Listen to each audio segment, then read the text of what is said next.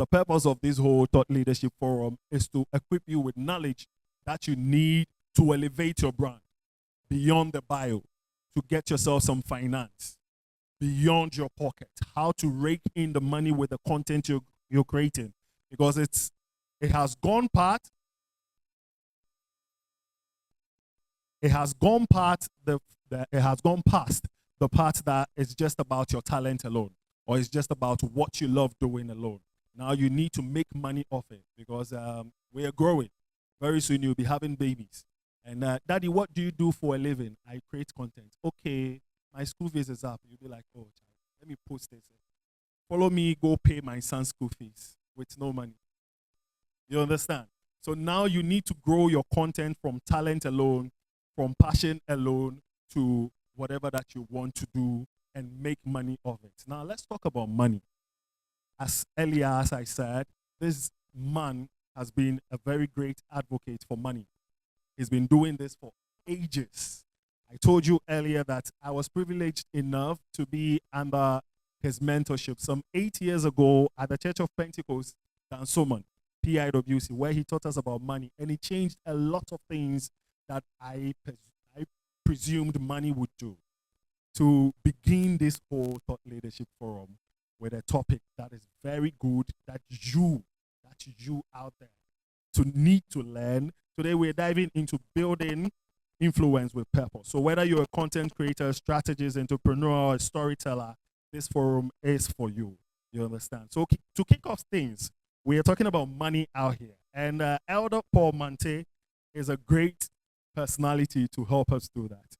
He is a banking expert, a money expert. So to talk about banking on influence, start smart money moves for creators, please help me welcome Elder Paul Kofi Mante. Watch the steez. Good afternoon, ladies and gentlemen. Oh, I need some energy in the house. Good afternoon, ladies and gentlemen. Yeah, I am not sure why you chose to introduce me as Elder. Okay. Yes, I'm not sure why you chose to introduce me as Elder. My name is Paul. When we are in church, we can use the Elder. If I can get my slides projected.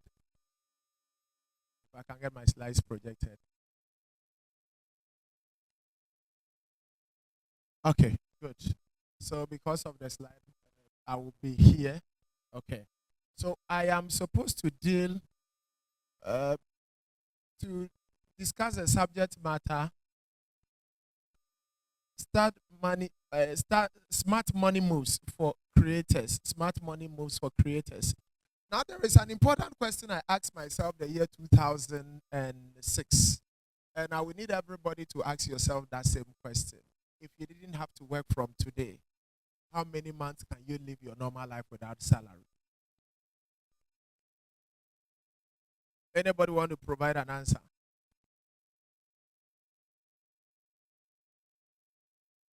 If you didn't have to work from today, how many months can you live your life without salary? Okay. So 2016, and I'm happy he talked about 8 years ago. 2016, I had a session for a school, just like we are having. And I mean, once there are human beings there and I have time, I am ready to talk to the people. And a teacher followed up, who is a mathematics teacher. And he said, look, I teach math, but this compound interest looks too good to be true. We did some numbers together and he started his journey. Good news is that on the 25th of December, he called me. He's still teaching and told me that he's calling on Christmas Day, so I do not forget. Because on the day he was calling me, he was making 75,000 cedis every month as interest. You didn't hear me. 75K every month as interest. A rich man once said, if you took all the money in the world and divided it equally among everybody, it will soon be back in the same pocket it was before. If you took all the money in the world and divided it equally among everybody, it will soon be back in the same pocket it was before. Ladies and gentlemen, it's my belief that there are two things you need. You need a God factor, you need appropriate information. You may call it luck or whatever. but there are some things you may not control. But my focus is on the appropriate information. You need appropriate information. You know, traditionally, this has been the thinking. Get a good education, find a good job with some secure benefit. You work till you are 60, you go on retirement. That thinking belongs to the old school. It doesn't work in the year 2025 and beyond, especially for content creators like you. What is the new way of thinking? The new way of thinking is you got to manage your personal finances. You got to make smart money moves so that you can save. Savings means deferred consumption, money not spent. But it's not enough to save, because you see, if you save 10,000 Ghana cedis and you don't consume it, after 2 years, you still have 10,000 Ghana cedis. But what it can do in today, it cannot do in 2 years. But beyond savings, you need to learn to invest. Investment means the money works for you to generate returns. And the reason why you are investing is that you want to become financially independent. And what does financial independence means? It means you get to that stage where, with or without salary, you can live the life you want to live. It's as simple as that. I would walk you through some few keys very quickly within the time allocated. But before we do that, for a content creator, your financial independence will begin with 2 important beliefs. And to make the session a bit more engaging, I will invite you to join me to pick the 2 beliefs together. Belief number 1, can we take it together? And number 2, beautiful. So we take the about 6, 7 keys together very quickly. Key number 1 I want to share with you is take a decision to become financially independent. Take a decision. That decision needs to be taken, that I want to become financially independent. Because poverty and riches are both based on decisions. If you don't decide to be rich, you'll be poor. And the truth is that the lack of money is a major source of stress in our lives and relationships. True or false? Who said money is not important? This life is not all about money, I know, but money must be understood. In fact, almost everything physical can be answered with money. Money will give you the ability to do more things, and more things here means more things, including more things, plus more things, imagine more things. And in fact, money does more things. Money will give you access to better healthcare facilities. And money will give you access to better educational opportunities. And I have even been told that money can even make relationship and marriage better. True, false, it may be so. Somebody said romance without money is annoyance. It's important to state that money does 2 important. I'll push it myself, please. Money does 2 important things in your life. It's a time redemption tool. You are able to do things within a quick period.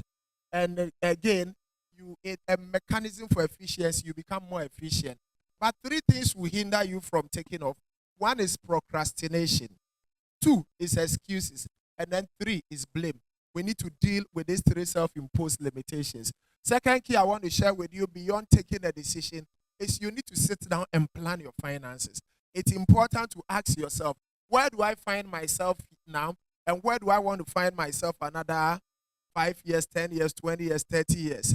It's important to do that. And it's important to plan for anything that is important to you.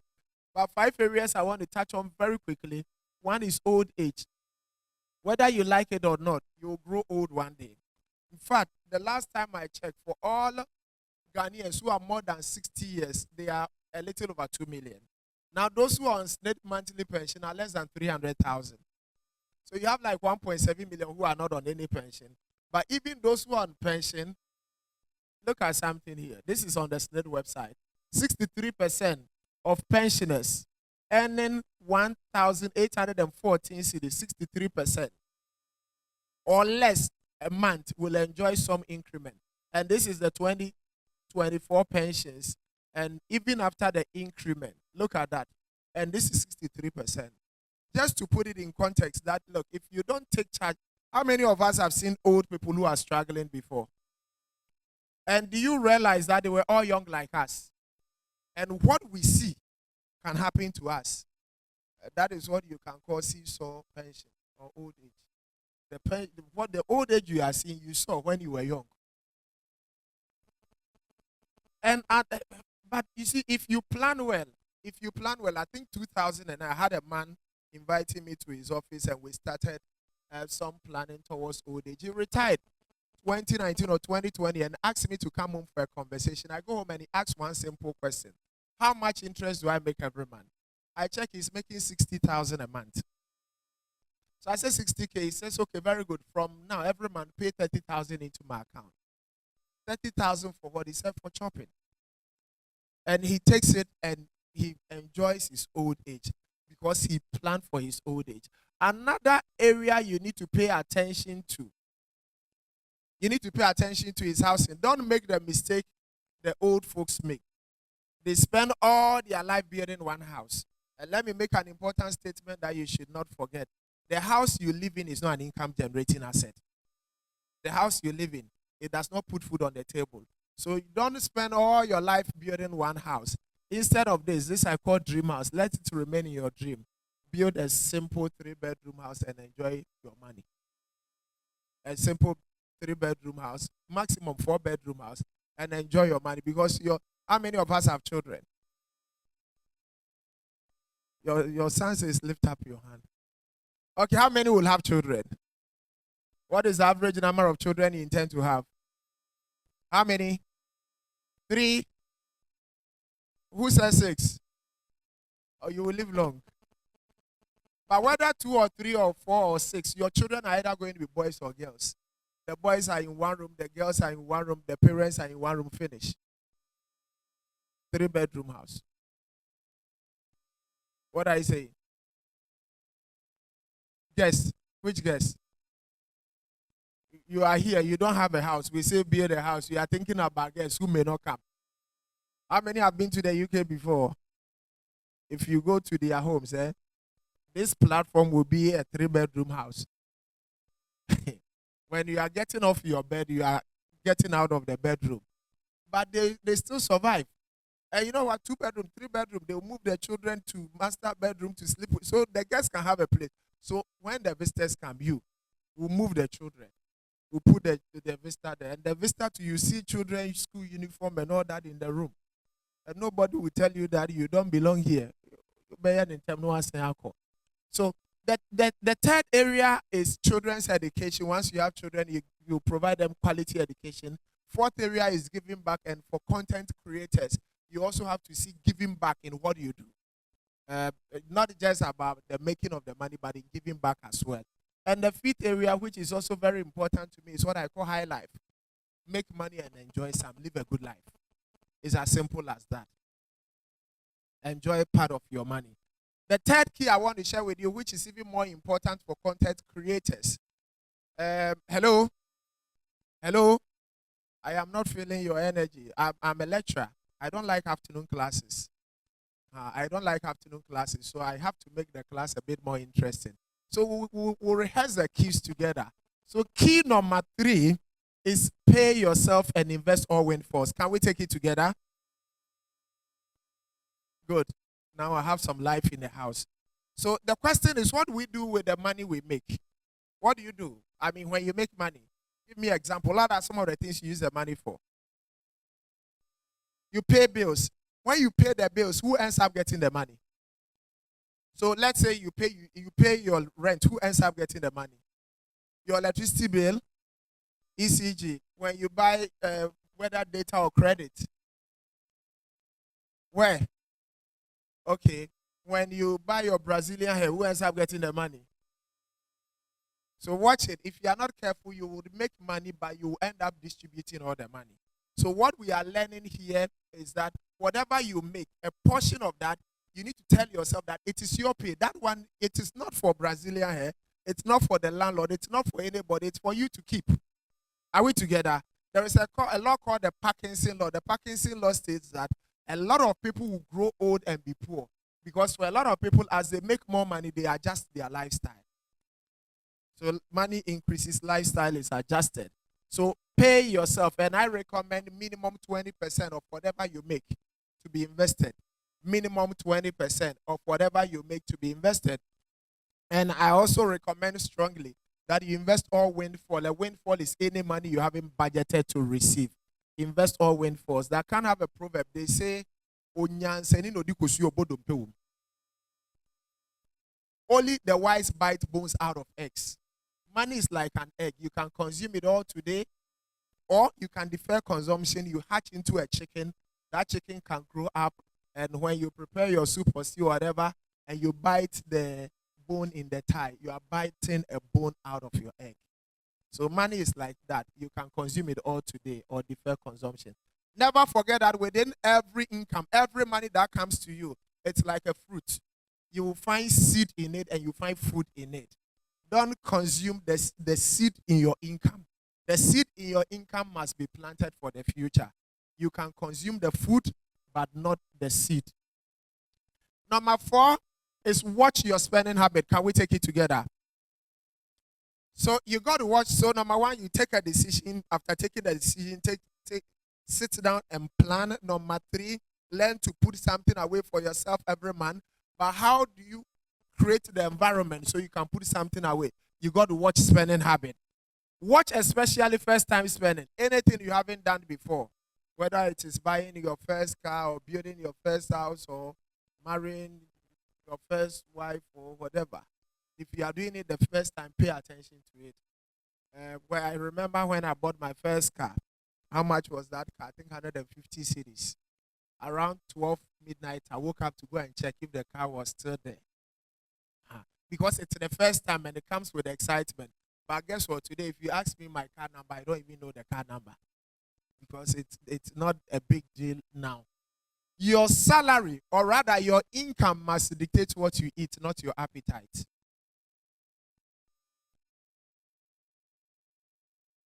Can I take that again? Yeah. Your income must dictate what you eat, not your appetite. Avoid impulse buying as much as possible. Look, don't throw away leftover food. Every peso matters. Anytime you throw away leftover food, remember that it is money you are throwing away. Anytime you throw away leftover food, it is money you are throwing. Don't borrow to consume. Don't borrow to marry, wedding. Don't borrow to do. You borrow to do things that bring back money. Are we together? So if you borrow to go and buy a nice TV, anytime you are watching the TV, it's your future you are watching. And your future will also be watching you whilst you are watching it. Get the whole family involved, definitely, if you have a family. But for me, the most important one is that don't be in competition with anybody. If you want to do well with your finances, you got to declare independence. Don't be in competition with anybody. If you live to impress people, you will live a lie. You will not live a life. Number 5 is create money machines. Can we take it together? So you got to create something that creates money. You got to create something that creates money. There is an old story, and you find it in a number of books, but I will put it in this context. I want you to imagine a village with poor farmers. Poor farmers, and visitor comes to town, identifies a poor farmer, and gives this farmer a gift of, let's say, a goose. The next morning, the goose had laid an egg, but the egg looked like pure gold. But this visitor had told the poor farmer that this goose will change your life. He goes to check, and it's indeed pure gold. The following day, another golden egg. The next 2 years, every day, this goose laid one golden egg. So this poor farmer had become very wealthy until something happened to him one day. He told his children he had a problem with the goose. What was the problem? You have golden eggs in you. You are laying only one per day. Bring a knife. Let us kill it. Let's take out all the eggs today. So they brought a sharp knife. They killed it. They opened it up. And guess what they found? Nothing. So the next day, there is no golden egg. Within 6 months, he has sold his first car. Within 2 years, 3 years, he's a poor man again. Until one day, he's walking in town, and he meets my MC. What is the name? Ken. And Ken says, look, I've been looking for you. Why have you been looking for me? Ken says, I bought one of those golden eggs from you. And I added it to my ordinary eggs that had been laid by my hen, just to see what will happen. And it hatched into a beautiful chicken with golden wings. Within 3 months, it also started laying golden eggs. And Ken said, unlike you, I wasn't settling my golden eggs. I kept hatching my golden eggs. And Ken concluded that today I have 30,000 of those bears that lay 30,000 golden eggs every day. Why do I share this story to you? I am sharing this story to you to make it clear to you that your focus must be on the system, what you can put in place that generates money. Money is the golden egg. The money machine is the goose or the hen that will lay the golden egg. So let's focus on what is it that we can create that will especially automatically create money. And what are some of the things you can look at? Paper asset. I will focus on paper asset and real estate because of my time. So when we talk about paper asset and content creators, simple things like treasury bills, fixed deposit, mutual funds, unit trust. I love them because they are quiet. If you don't tell anybody, nobody knows. You can be creating your content and your money works for you. That is the whole idea. The money works and it generates money for you. A gentleman spoke to me yesterday. He started in 2012. At the moment, he's making 140,000 cedis every month. Yeah, 140K every month. And it's not rocket science. It's something anybody here can do. Anybody here can do. Salary is the medicine for managing poverty. It does not cure poverty. It's only a business or an investment that will cure poverty. You got to start investing now, because if you don't do it, at the time you have to be sleeping, you will use it to be working and to be looking for money. Let me skip a few slides. Yeah. And they say that this is the hard truth. If your salary is your only source of income, you are a step away from poverty. The least you can do is to invest to create additional source of income.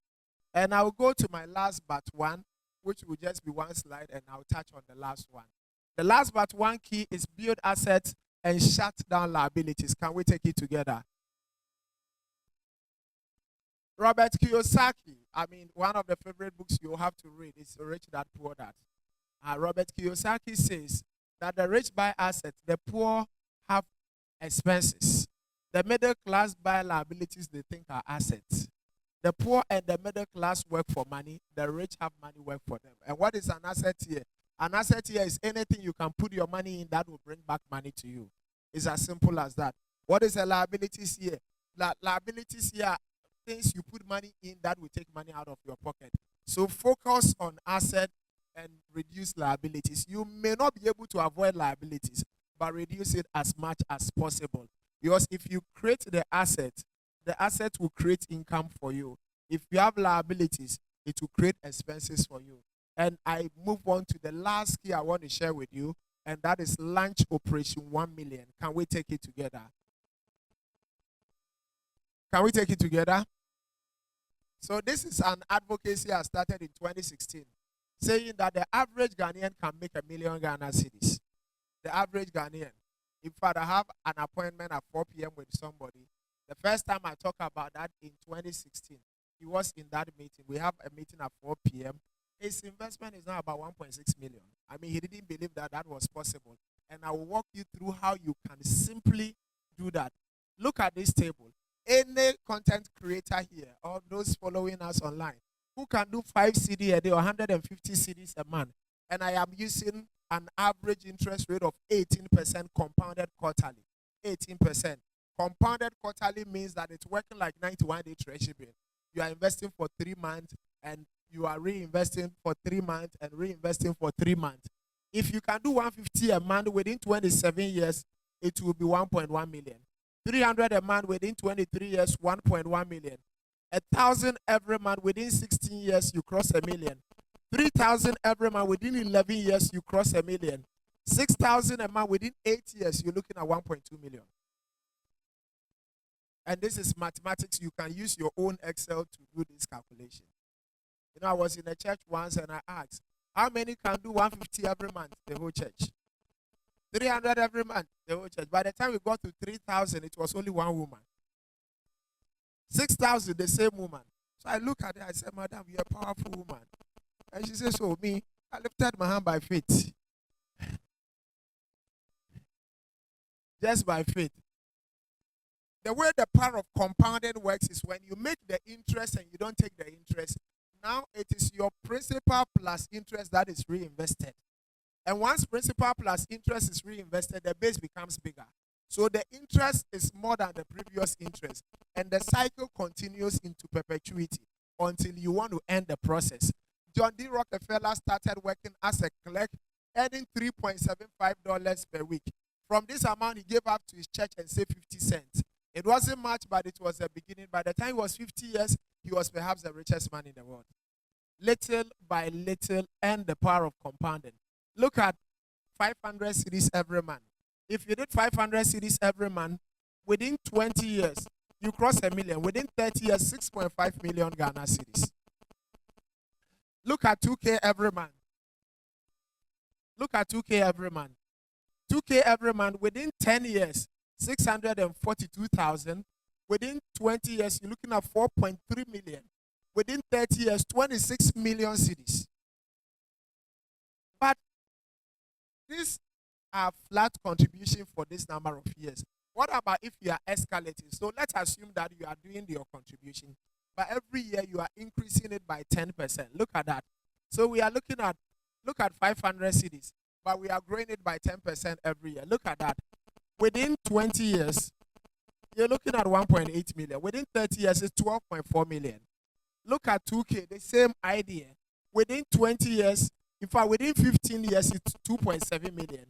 Within 20 years, you're looking at 7.5 million, and we can go on and on, 49 million here. But look at 20K plus 500 every month, the same concept. 20,000 down, and we are adding 500 every month. Within 20 years, you're looking at 2.5 million. Within 30 years, 16 million, and we can go on and on. But don't tell me that 20 years is far. How many of us know President J. Kufuor? J. Kufuor. Do you know the election that he won to become the president of Ghana? Which year? No, which year? 2000. And we are in which year? So how many years ago? That is how 20 years will come. That is how 20 years will come. You got to start early. Where do you invest? 2 areas I would recommend. You are either doing treasury bills or you are doing mutual funds and unit trusts. If you are doing mutual funds or unit trusts, then I would recommend either the EDC money market fund, the EDC fixed income fund, either the money market fund, the fixed income fund. You can also do the balance fund. You can do the retirement fund. I have 1 or 2 team members who are around. If you engage them, they can help you and you can start your journey. You don't need much to start. 20 cedis, 50 cedis, you can start today. And you can use Momo to top up anytime you want. So you don't have to wait till the end of the month. I would recommend content creators that put some standing order on your account, whether what you can conveniently do every month. If it's 500 cedis, 200 cedis, even if it's a 50 cedis, 1,000 cedis, 2,000, so that every month you know that some minimum amount will be invested for you. But beyond that, anytime you have a lump sum, anytime you have some windfall, you can always add to your investment. David Chilton, the Walter Baba says, the best time to plant an oak tree, if you want to see the benefit of a tree, you should have planted it 20 years ago. If you did that today, you will see the benefit of the tree. And I also tell you that the best time you should have started this journey was probably 5 years, 10 years, the 8 years ago when we met, 20 years ago. If you didn't do it at that time, don't wait till tomorrow. The next best time you need to start your journey is today. Financial independence is possible. It's in the mind. If you are here and you don't believe it, that as a content creator, you can become financially independent, you are right. You will not become financially independent. If you are here and you also believe that it is possible, you are right. It is possible and you will become financially independent. So these are products my people will walk you through. Okay, I think that I have rounded up and I'm mindful of the time that I was allocated so other speakers can come on board. I believe that it's been a good time. I believe that it's been a good time. Are we going to do it or will not do it? Are we going to have money work for us or work for money? Hello? Are we going to have money work for us or work for money? And when is the best time you have to start? When is the best time you have to start? On that note, I want to thank you for your time and your attention. So we'll make way for some questions. For one, I have a lot of questions to ask Mr. Paul Mante. Now, you did say that if you work for salary, you are a step away from poverty. For some people, we work to survive, especially if you live in Accra. Yeah, you work to pay rent and pay your parents as well, and live be in between your means, so you'll be able to survive for the next salary to come, and the cycle continues. And you've taught us a lot about how you can invest something like that. Me, for one, if I see my salary, it is finished. So for someone like me, how do I move to invest? Is it that I put some form of clause on my salary from my bank so it pays the investment before I see my salary, or what do I do? And with the windfall that you said, sometimes we don't plan for the money, but the money plans for us. You will get the money and the money will finish before it comes. True or true? All right, so questions like this, we've opened the forum for you. So I'll come to you if you have a question for Mr. Paul Mante, so we answer it. We'll answer only 2 questions. We'll answer only 2 questions. So let me take the 2 questions that you have just asked. One is the part that I mentioned, that if your salary is your only source of income, you're a step away from poverty. But the salary required is not enough, and you work for salary. It's important. Listen to me. Nobody listening to me, watch me. Nobody should don't put your financial future in the hands of anybody. You have to take charge. If the salary is not enough today, you need to ask yourself questions. What can I do to build capacity to increase the salary? It may mean that you have to go to school, you have to learn a trade, you have to do something in addition. And there is another idea I skip out of my slides because of the time. It's the concept of creating multiple streams of income, where you don't rely on one income. I know a banker who is also a DJ. He's a banker, 8 to 5, but he's a DJ at night. I know I have a friend who is a corporate person. This lady has 3 master's degrees, who is a big woman, but at the point decided to go and learn how to do interior decor. And today he does rentals in addition, chair rentals, table rentals, all those things. The last time I had lunch with her, that weekend she had a rental gig that was going to give her about 60K that weekend. Meanwhile, she does the 8 to 5 and takes the salary. So if the salary is not enough, don't throw your hands in the air. Ask yourself questions. What else can you do in addition to the 8 to 5? It may mean that you may also have to build capacity so that you can increase your income. Then the windfall will plan for you if you don't have a plan for it. The windfall will plan for you. But if you have a plan, for example, if you have started your journey towards Operation 1 million, anytime money comes to you, you know that, Charlie, my target is to make my first million, and the money will go into the million. Maybe the final thing I want to say, I would want to encourage you, put a standing order in place so you can automate the money. If you don't invest, it won't be enough. If you invest, it won't be enough. So invest. You kept pressing on those who are working or those who are earning salary. I wanted to ask that, what about we students who I think our parents are taking care of us? How do we gain financial independence in our work? If you don't mind, how old are you? I'm 19. So you can vote. So you're an adult. You can marry.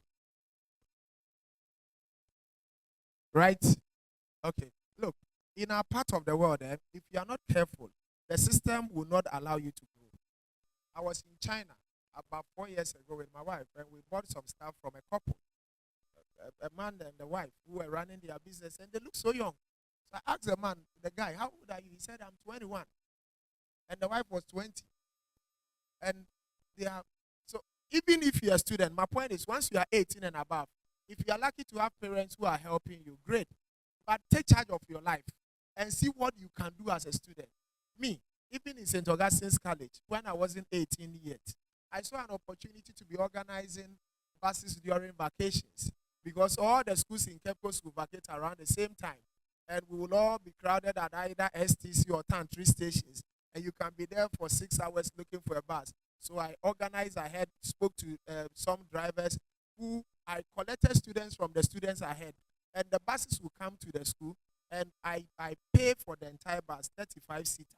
Okay, but the student they sit on one row 7-7 and 8-8 instead of 5-5.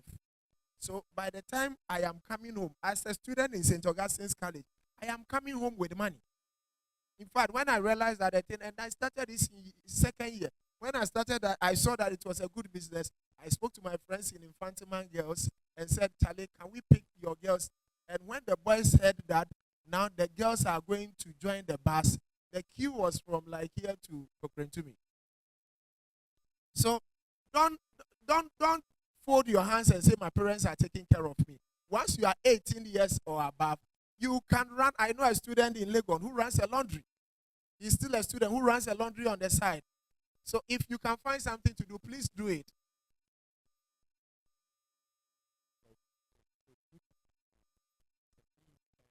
Talked about the salary. I was wondering, some of us are working and we are not really making money, but then we also want to, or we are considering making, making what people have created or content creation a full-time job. But then it's probably not even paying yet. So we are considering quitting what is already giving us something Hey. small. Waiting to do what? You want the salary. Salary will give you assurance at the end of the month that something will come in. But it will take a long time to get there. But if you can do things yourself, and I encourage as many as can, if you can do stuff yourself, number one, it gives you flexibility. You can do this and do that in addition, and do this in addition, and do that in addition. It gives you that flexibility. And nobody determines your salary. You determine your own income.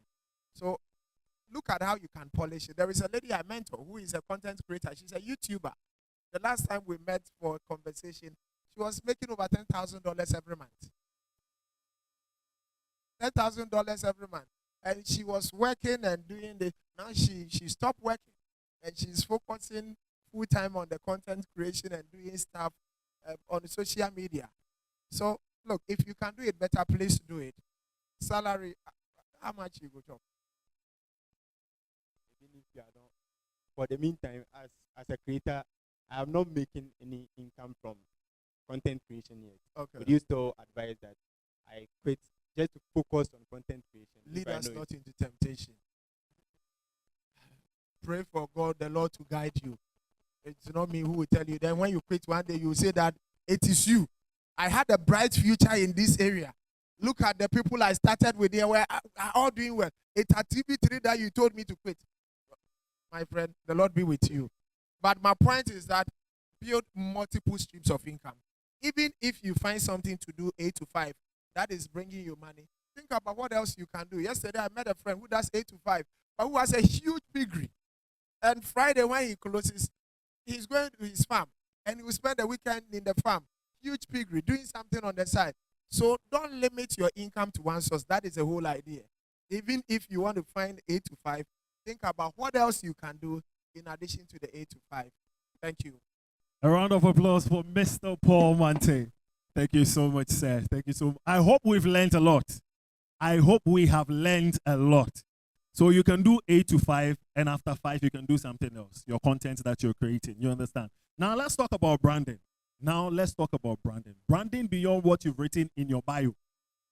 That I am a this, I am a that. No, let's move away from that. She's an award-winning PR and communication strategist, the founder of Brand Elevate Consult. She was named amongst the 2024 top 100 career women in Africa, and she is fondly called Ghana's favorite storyteller. So I asked her when she came around that I've been watching her content to find out how she pronounces her surname, because I asked my boss when I was doing the VO, and he said Ribeiro. Now I'm learning that, boss, the two of us, we are wrong. Yes, the two of us, we are wrong. So here to speak on the theme, branding beyond the bio, ladies and gentlemen, with a round of applause, let's welcome Ghana's favorite storyteller, Kenny Ribeiro. My name is Kenny Ribeiro. Kenny. Please feel free to call me Kenny. Are we okay? I can start. All right. So this is going to be as interactive as possible. So I would like to have a mic in the audience, so that you can answer questions as often as you can. Yes. I'm hoping that this would help you, and I only have very limited time, so I'll try and go as quickly as possible, and this would be as interactive as possible. Who would like to share the bio on their social media with me? Anyone? Yes, sir. All right, so I go by the name Bad Boy Munchi. I'm an Bad Boy artist. Muchi. Yeah, Munchi. Okay. I'm an artist. So on my bio is beat maker, sound engineer, and creative director. All right. Nice to meet you, Bad Boy Muchi. Anyone else? All right, I'll say mine. So, King Kweko Mensah, presenter, producer, media general, stringer, Eastern Region Entertainment Show host of the year 2021, MC Hype Man, and voiceover guy. He has marketed himself, so call him for your voiceovers. Anyone at all? Hi. Hi. Unfiltered D, Unfiltered Gist, Food and Space Review. Unfiltered D is the That's name. the name, yeah. And the bio Unfiltered says Gist. Unfiltered Gist. Yes. Wow. you Food must and have all the Space Review. details. Really nice to meet you, Unfiltered you. D. So your bio says who you are. Most of the time, some of us even have, let's say, if it's Instagram, you say TikTok, I have 100K. Because you're trying to tell people that's where the good stuff is. So go and look for me there, right? Yeah. So you try and look for things to say that get people to follow you or work with you or something like that, right? But that's not the intention. Yeah, for most of us. If you're as popular as Kali J, you can just put Dua because that's like his trademark statement. So he has said it so much that it carries weight for him. So he can put it there as that's his bio. And because he has gone about talking about it so much, it's like he's saying other things, even though he's not saying it. Anyway, so your bio says who you are, but your personal brand tells us why we should care about you and why we should pay you. You've just heard Mr. Mante talk a lot about how we have to earn money. The truth is, I'm sure you're thinking, oh, Mr. Ribeiro, you're not helping me at all today. Hi. Hello. Thank you very much.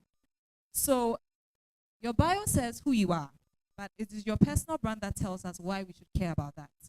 And it's important that you do that because that's how you make money.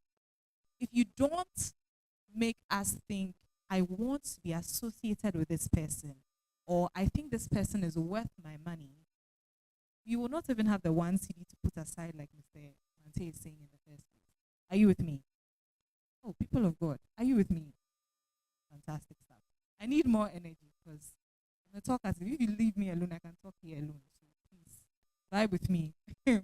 So your personal brand is what would make us care. And for most of us, we hear personal brands and we think it means I have to have a logo, I have to have a website, I have to use certain colors only. And like if I'm recording, there must be like solid lights and things like that. The truth is, all of that is nice, but ask yourself, at any point in time, what do people know that I stand for? What do people see in how I show up? What kind of value do I leave on the table? So ask yourself, what do I stand for? Even if you are just doing, what's it called, reaction videos to people's stuff. You know, there's this lady who says, when someone starts the video and says, come with me and go and eat spend 3,000 cedis, and just say, something that she speaks Ghana and just keeps rattling. I don't even know her name. But when I see her, I know she's reacting to something. Because that's what she consistently stands for. You understand? So ask yourself, what do you stand for? There must be something. There must be at least one thing. What do you stand for? If someone goes to you beyond your bio, because we all look, most of the time, people don't really look at the bio. They go and look at your follow count, how many people are following you. Sometimes they look at who you are following, and then just go down to, okay, pin posts, what's interesting there, what has he or she done. Sometimes they go to media, if it's Twitter, and go and check what's happening there, or scroll through and see, this one, okay, got 10K likes. then they use that to form an impression. But you see, when you look at all those things, they are telling you different things. If you're able to tell me what you stand for, and I look at your socials and I don't get that story, there's a mismatch. And for most of us, that's the challenge. Most of us have an idea of what we think we stand for, but our socials are not saying that. So when he was reading my bio, I was hearing him say, what did he say? Said something about Ghana's favorite storyteller. I promise you, it can sound like, hey, this girl, she's trying to, I don't know, praise herself, position herself in our minds a certain way. But I didn't take that title for myself. It was something that my readers conferred on me. And it was because I had constantly created a certain kind of environment around my stories. Right now, people have events and say, come and spend money. And that's the lady on Dulcie. She's created a network so much so that she can say, come and spend money. There's a reason why you'd follow her and go and spend the money. There's a reason why you'd go even if you're not going to spend money, because you know you'd see people you like. It's because she has created a certain brand out of her. And I had created that brand for myself in terms of writing. And that is why when they decided to call me Ghana's favorite storyteller, I took it because it works. Right now, I call myself everybody's brand coach. So that's my current name. But it took a while to get there. And what I'm trying to tell you is, if I look at your socials, I need to see that. So ask yourself, those of you who read your bios, if you scroll through your feed as you, do you get the sense that you are saying what you are telling us? Are you telling what your socials say? Is that exactly what your posts represent? What do you stand for? What kind of value? Because if you don't answer any of these questions, there is no way that EcoBank would be willing to pay you 10,000 Ghana cedis for anything. If, for instance, you have grown your brand as, I talk to young people. So someone like Kali J has grown his brand as, anything that's happening around young people, I'm there. So if he can go and tell EcoBank, pay me 10,000 cedis, I'll host a space on X and we'll have a conversation, or even a stream. Hey, X is stream. I'll host a stream on X and we will have a conversation about how people can save money. The truth is, he can say, no, I don't want 10,000 cedis, I want 100,000 cedis. And the people will only have to work with what their budget is and try and negotiate. Because he has proven time and time and again that if I go live, X number of people will show up. They will engage. I can tell you, I wasn't there when he started, but I can tell you for free that the first time he went live, there weren't that many people. Am I lying? There weren't. But as he kept doing it, as people kept coming and getting value, then it goes on. So recently he did a 24-hour stream thing around December or so. And every time I went on, there were more people than I knew existed on Twitter. I was like, oh, okay, you're all here. That speaks to a certain kind of value. If you don't consistently build it, the truth is you won't get to the point where you can say, I want to charge 15,000 Ghana cedis to tweet about your business. One tweet. It's possible, isn't it? It is. But for most of us, we think it has to be, okay, I've tagged this person, she has tagged me back. No. Most people today in the business world don't even look at follower count anymore. They look at engagement. They look at the number of people that actually take your advice. So if you say, there's this promo running, how many people listen to you, go ahead and run that promo? For most of us, we don't think about that. We think, my numbers, I'm at 5K, I've been at 5K for too long. It needs to move to 7K. So what can I do? Then I go on someone's live stream, go and talk there, hoping that, for me to click follow and follow you, there must be value. I'm telling you, every single person that has followed you is either following you for value or because they know you. But the truth is, the people that know you, if you are being very honest, for those of you who create content, don't always engage with your content. It's the people who value what you put out. So start thinking through how I can deliver value. If you don't answer that question, we can't have a money question. So how can you deliver value? And think of it, even if it's entertainment, I'm just laughing. If people come on, they know that it's a way for them to forget about whatever they are dealing with. So even that can be stress relief. Do you understand? So even just laughing has value. So ask yourself, what kind of value are you creating? Who are you talking to? Because you can't be talking to everybody. I know I've said I'm everybody's brand coach, but even I don't talk to everybody. There are people I want to pay me money to tell me to listen to how they can grow their brands. Those people I'm specifically targeting. And if you go to my content, you will see that I directly target them. But I call myself everybody's brand coach because I like money. So whoever wants to. But my content must speak directly to a certain target audience. You must have someone in your mind that you are directly speaking to. If you don't have that, we are already dead on arrival. So it's not just your bio, it's not your follower count, it's not how, even controversially, it's not even how crispy your video is. It's the value. If the video is crisp and there's no value,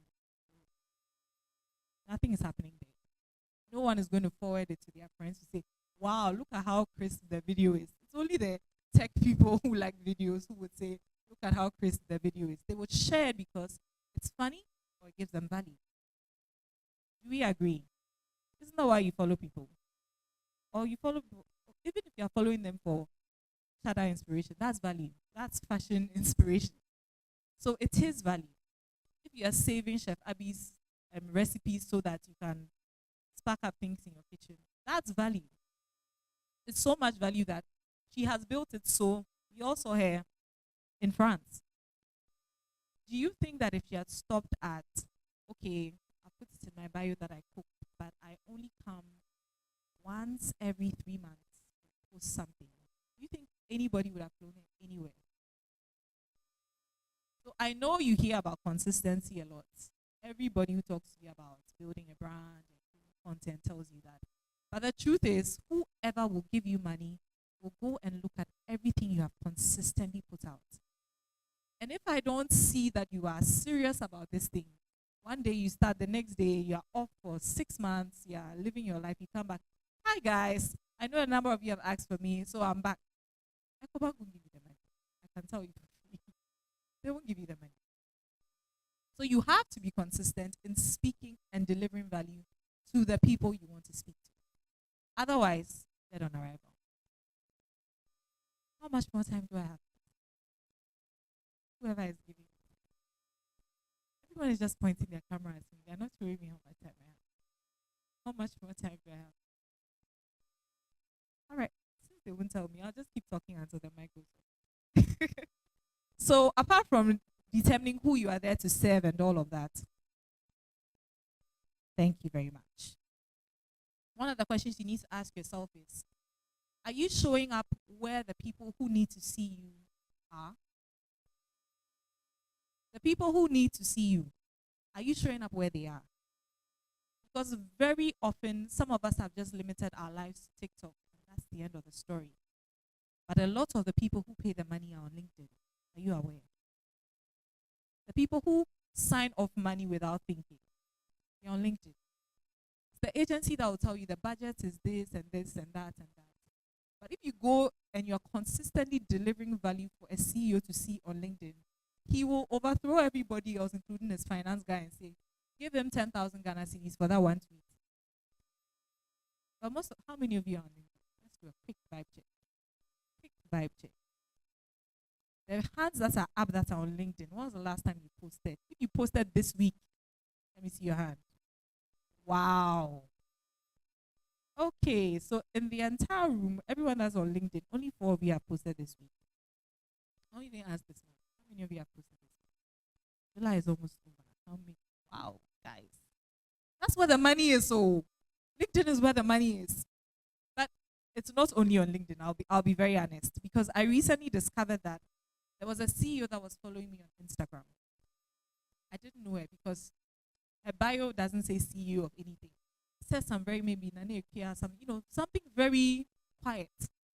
But she reached out to me and said she wanted to have a 2-hour conversation with me how she could build her personal brand. I've never marketed to her before. But the only reason why she could reach out to me was because I've consistently put out content. That makes her feel like this content is speaking to me. So I'm asking you, can you spend 2 hours of your time with me? Can you imagine? This is where I'll do nothing but my shoulder. I've never done that trend, but that's where, because it means that I have consistently built content speaking to a relevant audience, and I'm visible where she is. So she has found me. That was money that I didn't have budgeted for the month, but it came to me.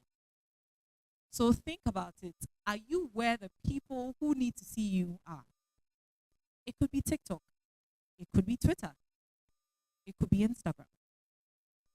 It could even be Facebook. These days, none of you is on Facebook, but lots of the money makers are on Facebook. That's where they sit. That's where they go and de-stress. So that's a good place to be. I know that we think it's old, but they are there. They are looking for money, go there. I'm giving you 2 places to go to, Facebook and LinkedIn. They are there. They have money, go there. You'll find them. So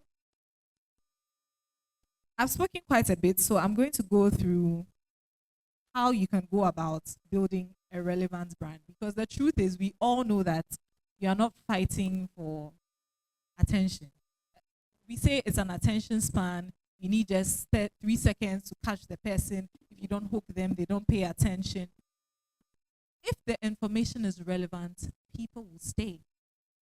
Yesterday, I started watching a 6-hour video on YouTube on how to build a brand.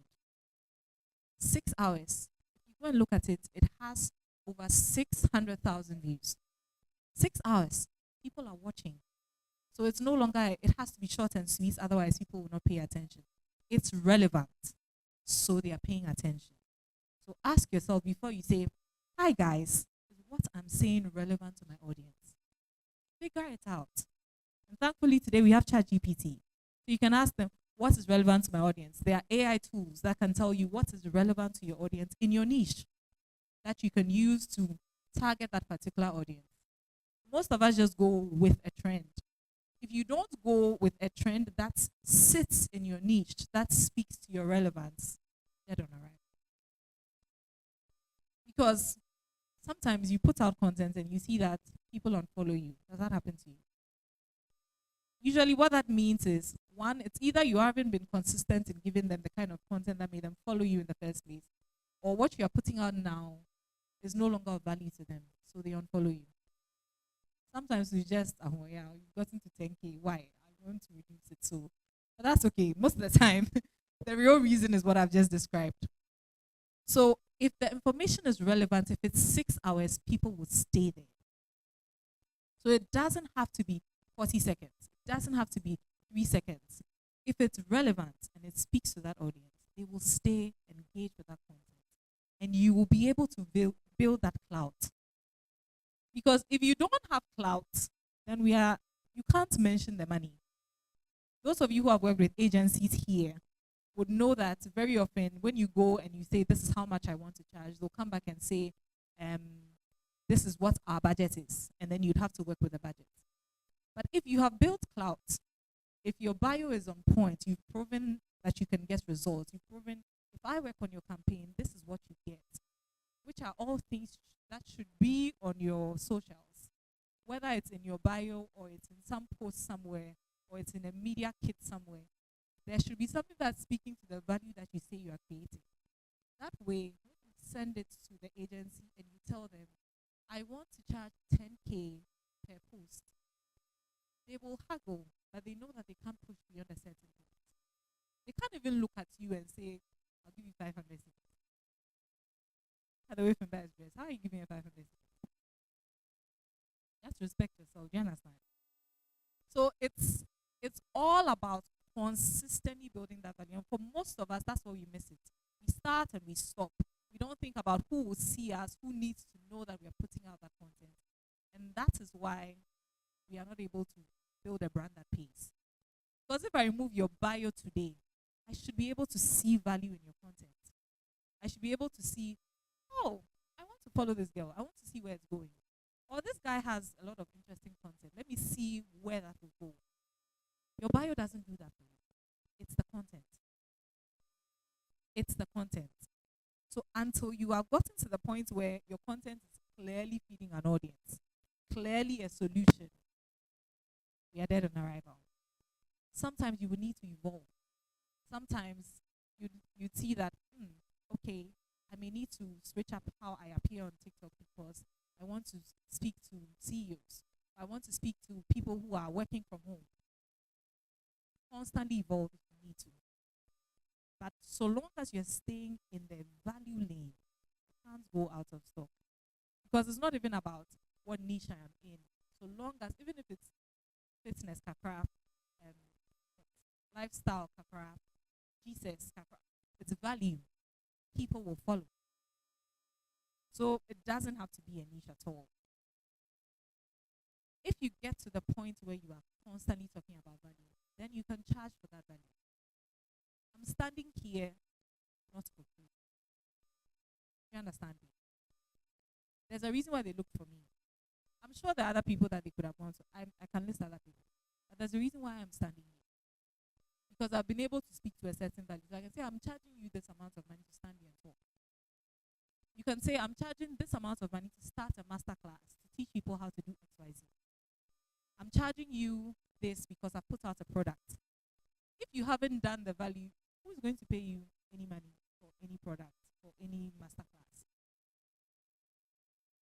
So if you don't hear anything, I have 5 more minutes. Wow, fantastic stuff.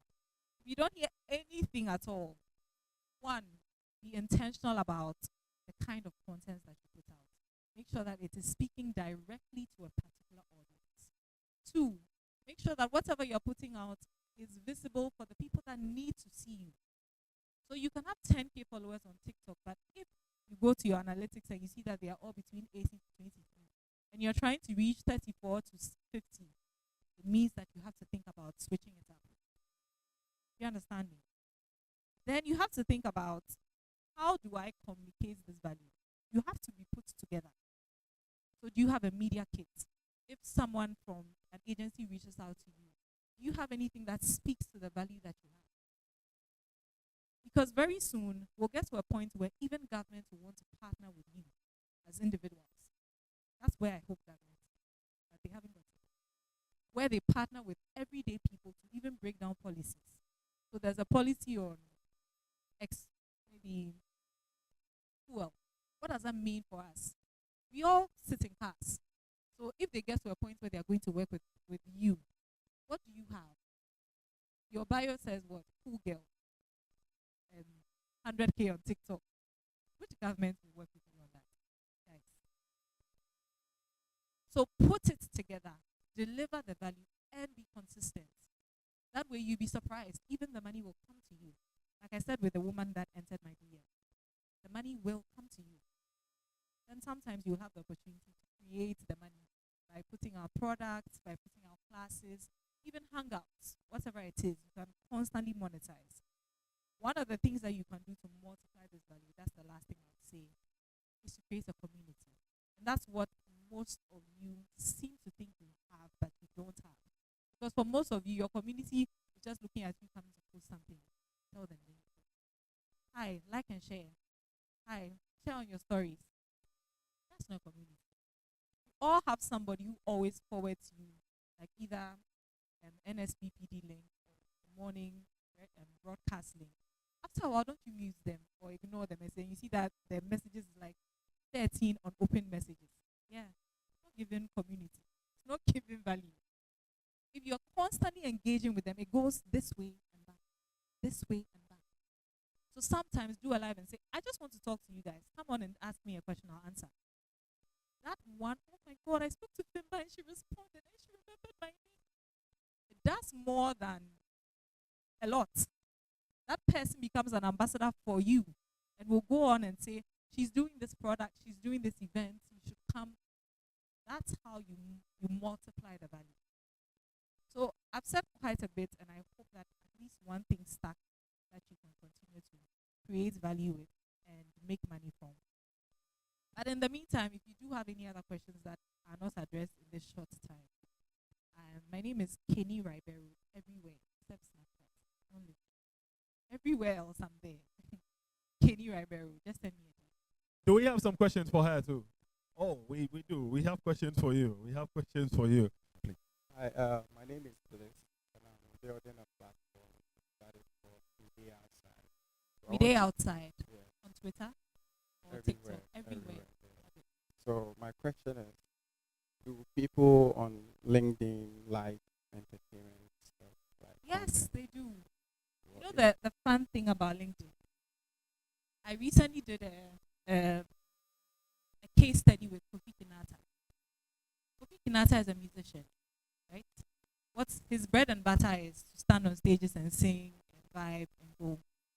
He's one of the most active people on LinkedIn in this country. Aye.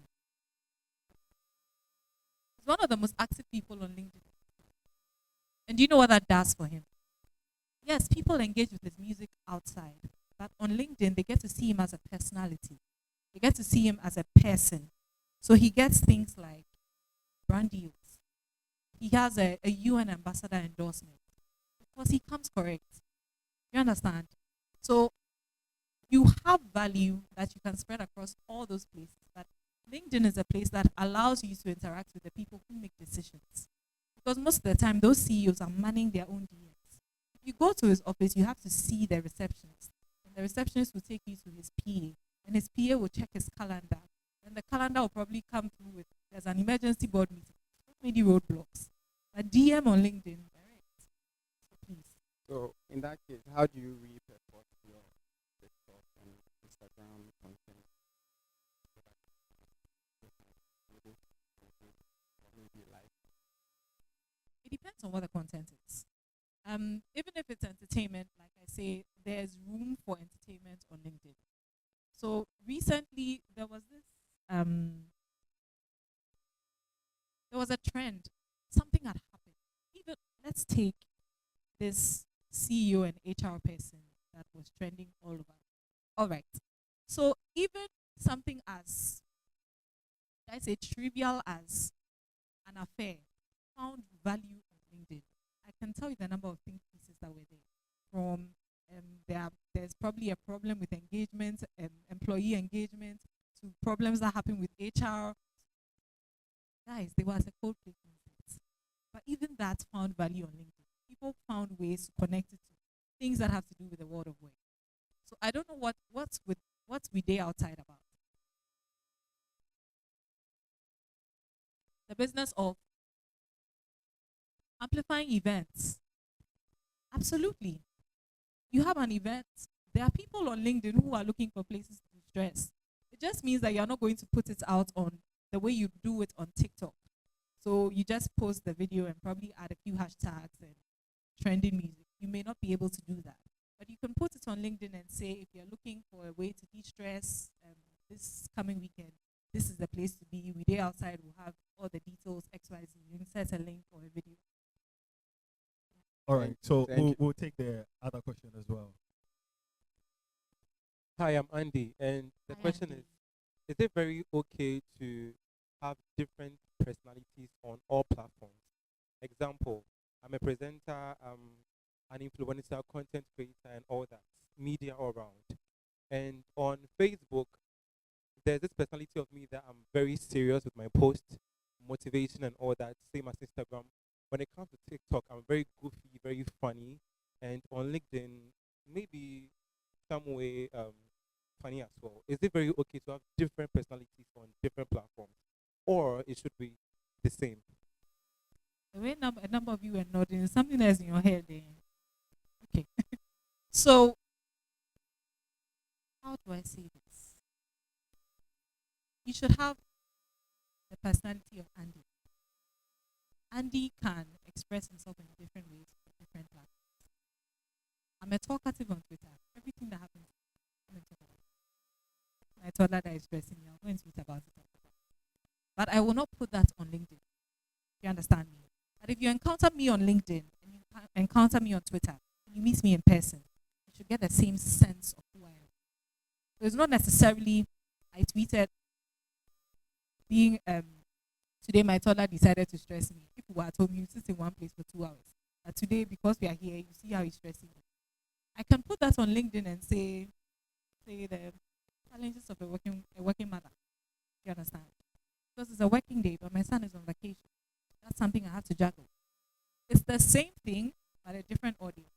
But then eventually, the main thing is, regardless of what you are online, when I meet you in person, the value should be the same.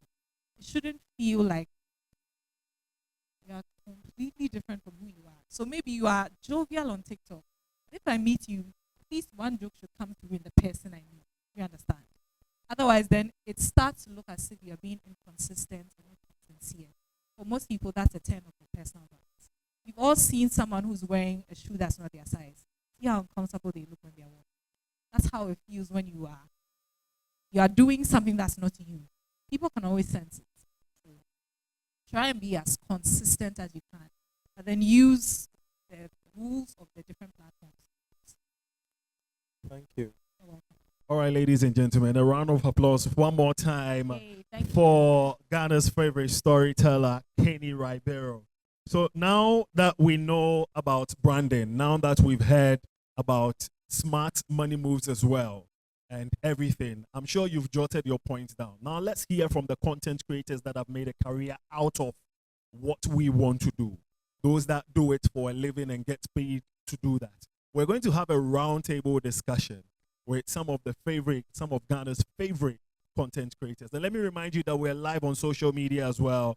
3 Extra on all platforms: Twitter, Facebook, YouTube, and Instagram as well. So those of us watching us on social media, this is a Thought Leadership Forum organized by Creator Circle and 3 Extra. And let me say a big shout out and thank you to our major sponsor, EcoBank, the Pan-African Bank. Now, as I said earlier, we're going to have a roundtable discussion right here, right now. And the people that will be joining us to discuss, they are live into details and everything in between. Let me start from my favorite lifestyle personality. As I said earlier, I do hop on her pages once in a while when I get my salary to spot the locations that I can waste my money on. But now that I've heard from Mr. Paul Manti on smart money moves, I think I'll reduce it to maybe the windfalls that will come. Then I spend it there. Or maybe once every 3 months, I spend some money. Ladies and gentlemen, she goes by the name Finbar. She's a style content creator. Round of applause for Finbar. And now if you need anything tech, anything do this. Oh, this is how your iPhone 16 will work if you are on 500 megabytes data and everything. Desi Ocean is the personality for you. Round of applause for Desi Ocean. He will be joining us for the roundtable discussion as well. She recently came back from France and she cooked for the mayor of London. Yes, I said earlier if you came early, that some of us, we cook for our pets. The leftover, we give it to our pets. She cooks for the mayor of London. Chef Abby's is her name and she'll be joining our roundtable discussion. Majeme Samba. Yes, very important. Named amongst the top creators around the world. Times first 100, Chef Abby's. Now, he commands the following. On Twitter, he is a god. In person, he is quiet. During concerts, he is crazier. Kali J will be joining us as part of the roundtable discussion. You should see him partying. I've seen him in a couple of parties and it's crazy. It is crazy. To moderate this beautiful panel, he is my boss. He is a stout and unapologetic critic. He is a mentor to a lot of people. He has created a lot of brands in Ghana, social media wise and everything. Sena Kwashi, my boss, he says it's okay. He doesn't like compliments though.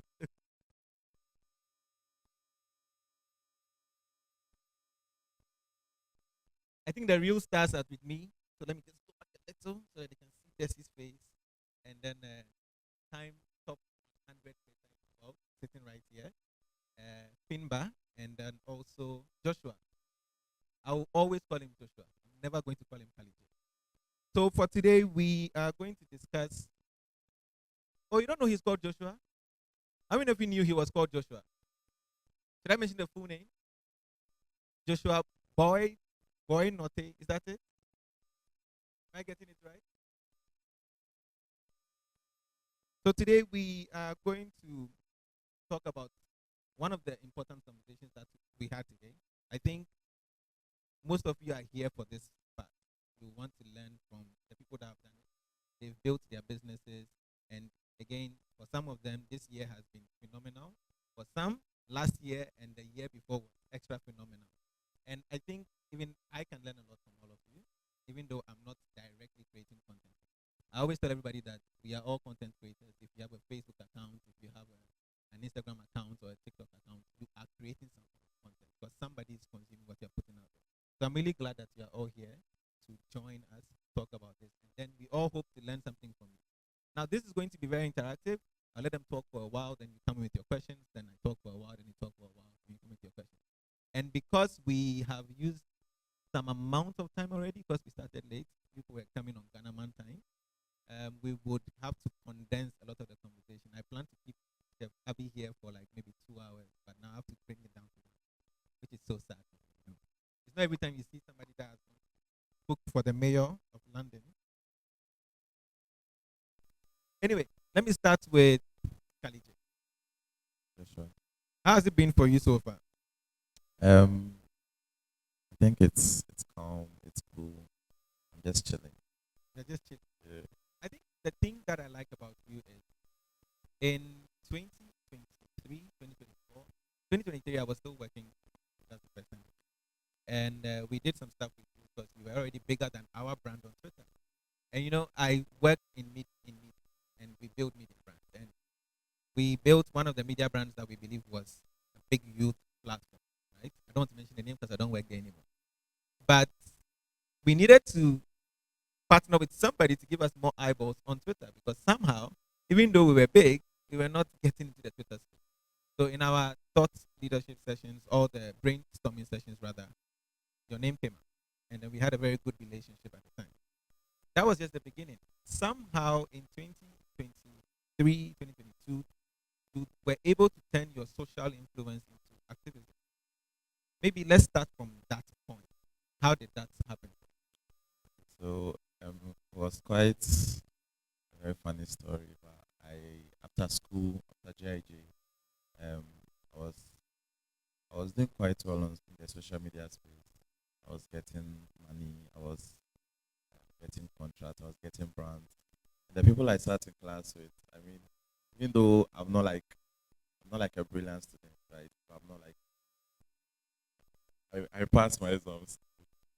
So after school, a lot of people that were like very brilliant in my class were struggling to find jobs, and it wasn't making sense to me.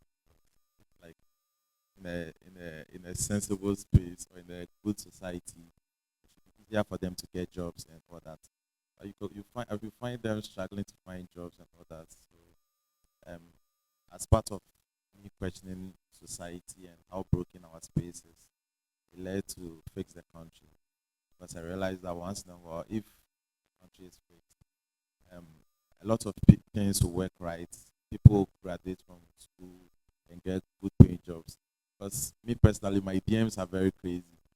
My WhatsApp, my Twitter, my Instagram, my emails, Snapchat. Unless I don't post, I find them in my DMs asking for hospital fees, hospital bills, school fees, hostel fees, jobs, and all that. But I realized that if we have a good working system, most of the burden on there will reduce. So I think that's what led to the whole Fix the Country thing that started. That went viral. So to summarize, I can say that billing, or people billing you, is what made you start Fix the Country, basically.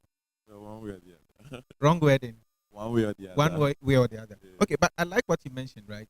And I think that's the reality check that we've spoken about even at the beginning today. Everybody needs money. You need some money. I think someone wants to quit his job. For Mr. Mante didn't say it directly, but don't. Yeah? Until you start making some money, please don't quit your job. You focus on content creation. The reality check here is we all want to do something to make money. Even for some of us who are working in a salaried environment, you know, every month we get our salary. Content creation for us in the beginning is like the side hustle or the second stream of income, right? So maybe let me do a first reality check with all of you, and maybe I'll start with you, Desi. When did you make your first 1 cedi? from content creation? Like, how much did you make? What did you make it for? How did it start?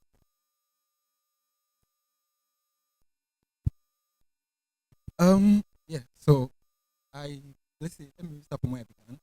I've been creating content for a couple of years now.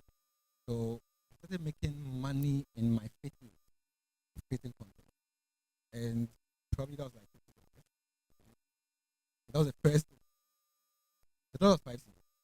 So like 250 somewhere.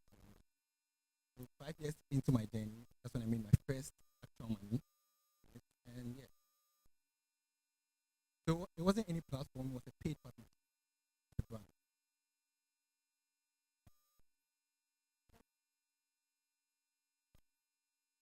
When did I start making money? Okay, so just like he said, I started 2022. So this is my third year. I've been a content creator for 3 years. And so the year I started was the year I started making money from brands.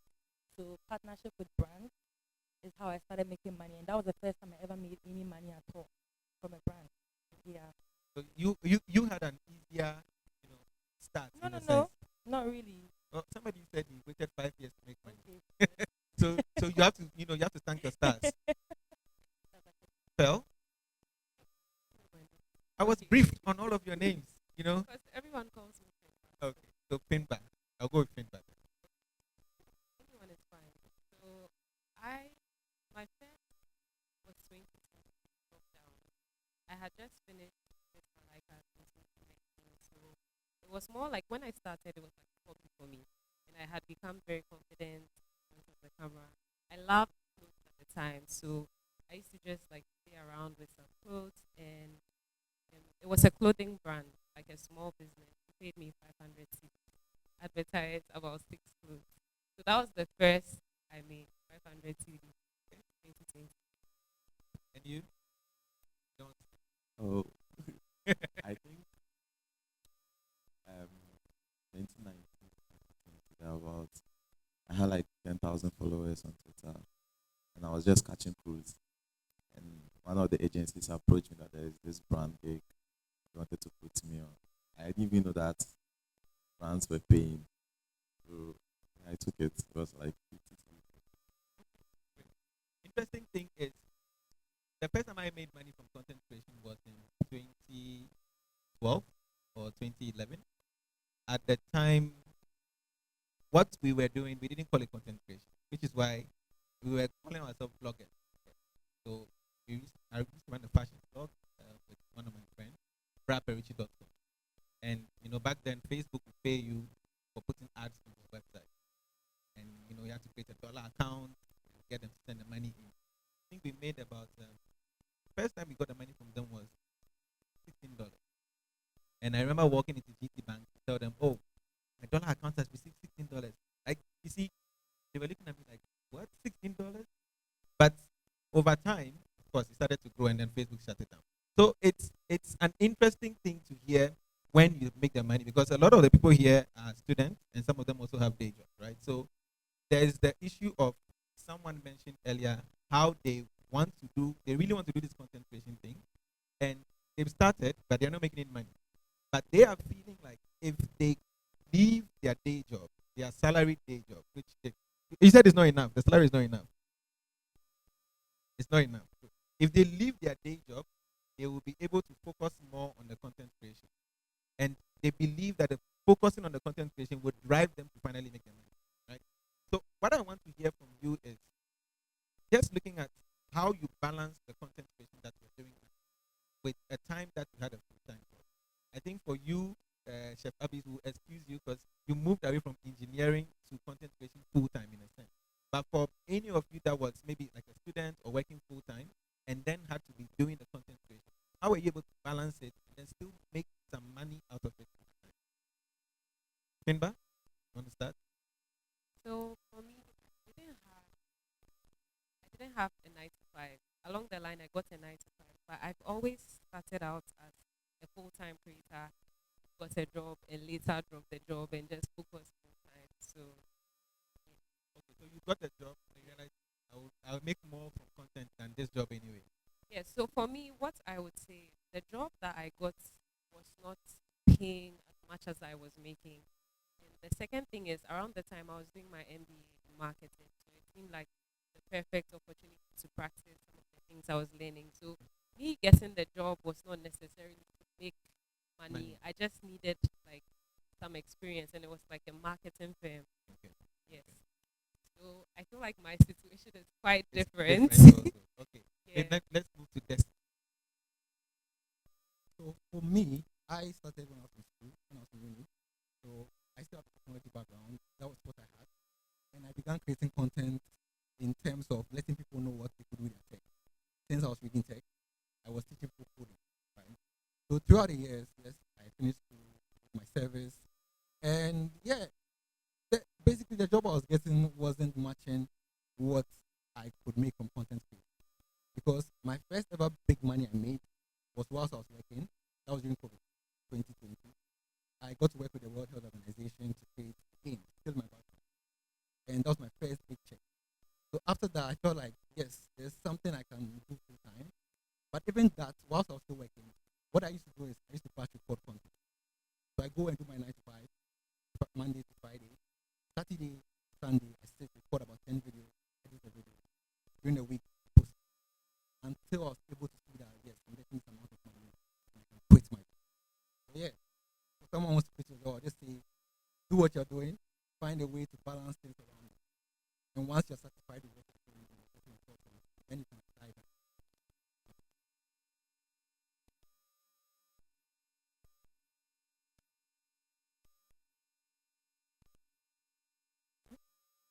Your ship from engineering. And I think your story is one that it feels almost like you were cut out for it. You decided that I was going to do this, and it worked out instantly. Is that how it seems? Or is that how it was? Or that's what it seems like? Facts. That's just That's just it. I knew what I went for it. With no doubt. I had a mind that I like cooking. I have passion for cooking. I've gone to school. I've done engineering.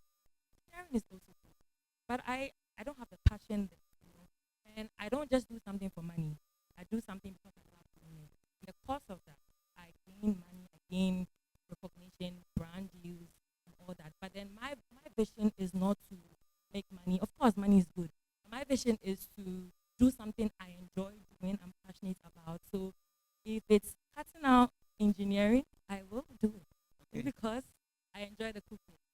But let's stay on that topic a little bit.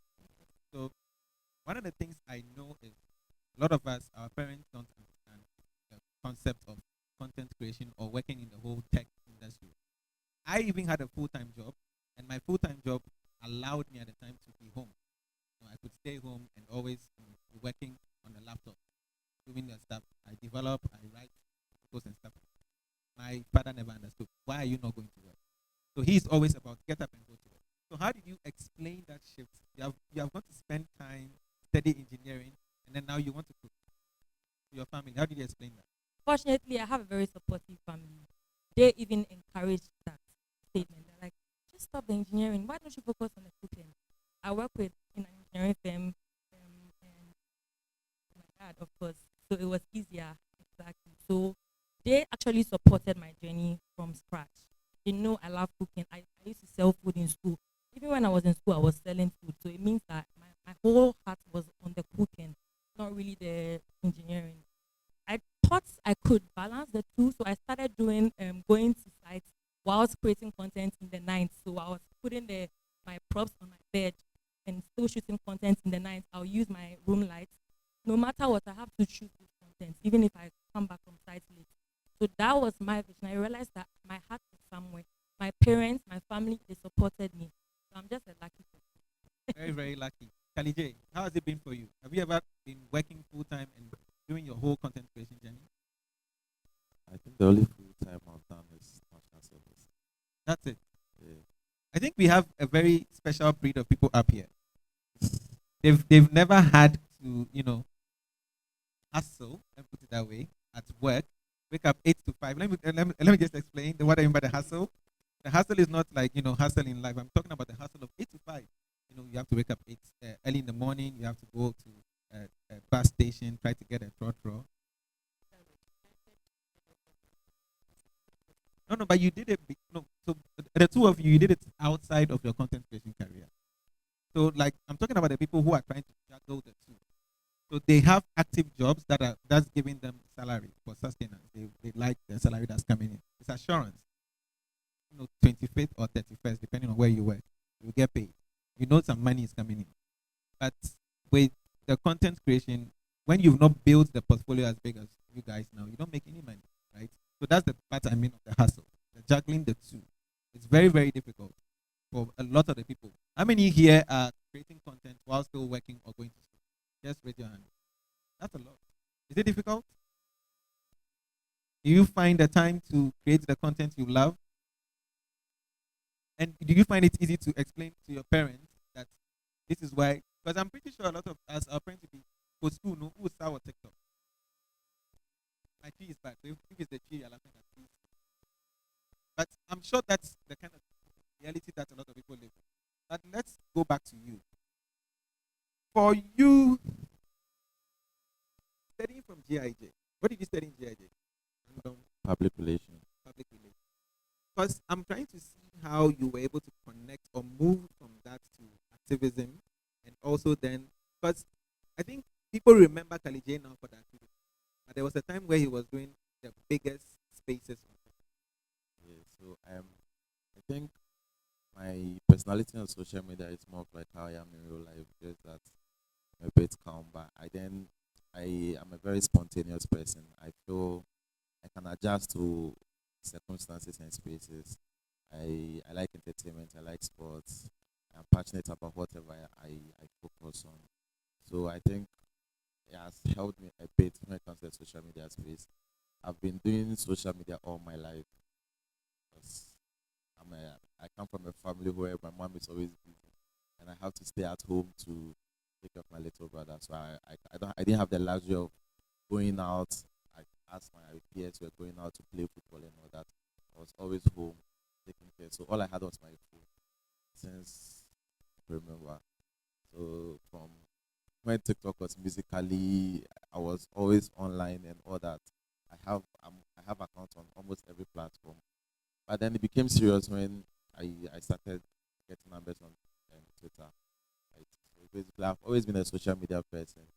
In GIJ, you do a bit of, if you are doing public relations, you get a bit of journalism training, like 2 years. You get a bit of marketing. You get a bit of advertising, a bit of PR, and like a whole blend of everything. You do a bit of photography.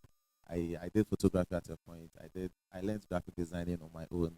I learned video. So you know everything basically that you need to survive. Yeah, Influencer or content creation. yeah. So just coming to the space was more of like But me let me- applying the knowledge already. How two things. Maybe one question and then need to a follow up. So now you've taken content creation as your career. All of you here. It's your career. You don't have any backup plan? Anybody? You do. Go back to engineering. Another thing. So you have a backup plan also? Backup plan? It's still in motion. You have a backup plan? Yeah. What's the backup plan? Yeah, AJ. No. No, but it's just interesting to ask because when you've taken this as your career, you've made that shift. You've decided that this is what I want to do, and this is even more directly to you because, like you mentioned, you were just on social media catching crews. That's what you said, catching crews, and at some point it became serious for you. You realized that, oh, you know what, I could make money. How then do you monetize your influence? Because for you, you've become an activist. How do you monetize your influence without compromising? Because again, when you are doing activism, it feels like you are doing this for them. Like the story you told about why you started Fix the Country. How do you monetize something like your activism for Fix the Country and things like that? Okay, But so this is a very tricky question. it's not really- let me try. Okay, so I feel like before the whole Fix the Country stuff, I was full time into influencing and brands. I was having most of the brands on my side working and all that. But once you switch to activism, it becomes a bit difficult because there are some brands that do not want to associate themselves to you. So working with the brands sort of declined a bit, but then the exposure really went far because I had a lot of connect and doors opening for me in spaces that um, I couldn't imagine, right? But then the brands were limited, so I became a bit difficult because there are some products I couldn't promote. Even if they approached me to, sometimes the offers were very good, but then I look at my brand and I realize it doesn't really fit it, so I have to turn it down. I day in day out I turn down a lot of brands because there's always a balance. I always make sure that I need to. Sometimes you need the money, but the long term you look at it and realize that you can do away without it as long as you are surviving. That has become a thing post the activism Yeah, persona that you take. yeah. Now you have to really stick to activism. Okay, that's really interesting. Maybe to you, Finda. I think you do a lot of lifestyle and fashion. Style fashion, mostly travel now, but Mostly travel now. I think that even already answers the question. But I know fashion and lifestyle brands are a bit seasonal driven. So there's the time that they come and they think they are done for a while. So they do some new, maybe Maybelline does some new makeup, something. Yaba Sewa release a new collection. That's new. In those times, even in the travel, I think there are times where there's a downtime. Especially during the COVID period, you are not traveling anywhere. How do you manage those downtimes to be able to have a consistent income level? so first of all, when I started, I wasn't doing travel. I was doing fashion and lifestyle, and lifestyle is very broad. So there's like different brands. There's tech brands, fintech brands, makeup brands. So for me, I was a full-time creator, so I was actively posting on my socials. I was very intentional about it, like planning my content, doing the batch creating. And even when I started, I mentioned I made 500 when I started, but for some time, I wasn't really monetized. The money was coming in once in a while, but I was still creating because I knew, like, I had targets for myself. I knew if I keep being consistent at it, I would be recognized. I would be part of the people they would choose to, you know, be on some campaigns and stuff like that. And so for the travel, so in that light, I would say I invested in myself long enough to get to the period where throughout the year I am getting, yes, different things are coming from small businesses to like the bigger brands. And on the travel aspect, it's quite different with fashion and luxury because fashion and lifestyle. Fashion, it's a product. Lifestyle product. Sometimes it's looks, but like most products. With travel, it's different. You have to pick Go. yourself up and go there. It's not every location I go to that I'm being paid for. Some of them are collaborations. Some of them I pay to be there because I feel like, oh, I've discovered this gem and it's worth putting out there. Like, put your country out there because I've been to other countries. For some reason, tourism in Ghana is not that big, but I feel like there are a lot of locations, yeah, that should be put out there. So, yeah, to answer your question, I've said a lot, but But I it's think quite, so yeah, that's why you're able to maintain a sustainable yes. level of because that's also one of the major things to think about. Because if you are doing content and you get one brand deal and you don't know when the next one is going to come, you are just going to go into that loop. How do you let me go to you, Desi, first, because you also do food which is related to lifestyle. How do you maintain a stable income level throughout the year? So for me, it's very simple. I'm still a developer at heart. So I still do development stuff. So I still do code. But it's not entirely getting income from that side. But let's say I do a gig for a brand. Genuinely. Brand pays me X amount of money. Maybe next month nothing will come. That's what I go back to my development. I also teach. So there are sometimes I lecture people on different things. Maybe a university calls me to lecture as a guest lecturer for a period of time. I do that as well. Yeah, so for me, it's cut across easy. So for you, it's not just the content creation that's driving a stable income level for you. You have found the balance to be able to, okay, when it's going down, know that this is the season to go back to the class. This is the season to go back to code. How is it like for you, Shebabi? What I did was, of course, brands will always be coming in like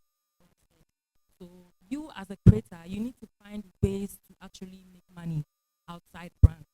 That's something we don't talk about a lot. So what I did was to create my own school out of my content creation. So I have case of Chef Abby School of Food, where I teach people how to cook. Online classes, live classes, cooking classes, having events within that. So we can have. I'm about to have a couple classes on 2nd August. I'm also coming up with something called African Cooking Challenge, where I'm bringing something like what a Food Network people do on Shop to Africa. So these are things I'm creating or I'm planning to create so that I leave the stream of brand deals, brand partnership. So those are also important, but they don't always come. So you can create other things with your content creation you're doing. So it's all about impact. How do you also build impact so that when you create these things, people would want to come to you or work with you outside content creation. So that's what I'm doing now, helping. Okay. I like that. I think you have taken it as a business, right? So maybe let's talk about that business mindset when you realize that not just a business. Go to what was the or who or what role was the first you hired to help?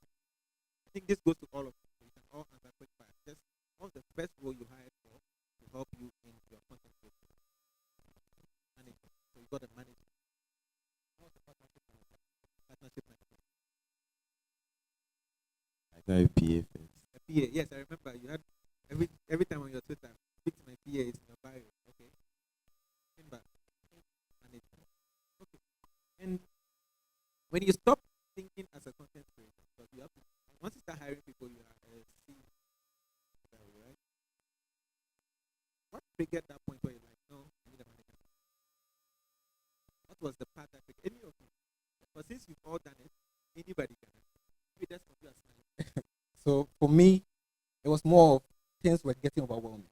So you could get multiple brands reaching out to you at multiple times in the night, in the day, all wanting you to do certain things at certain times. And I felt I couldn't handle all on my own. I could not reply everyone. I could not detail out everything.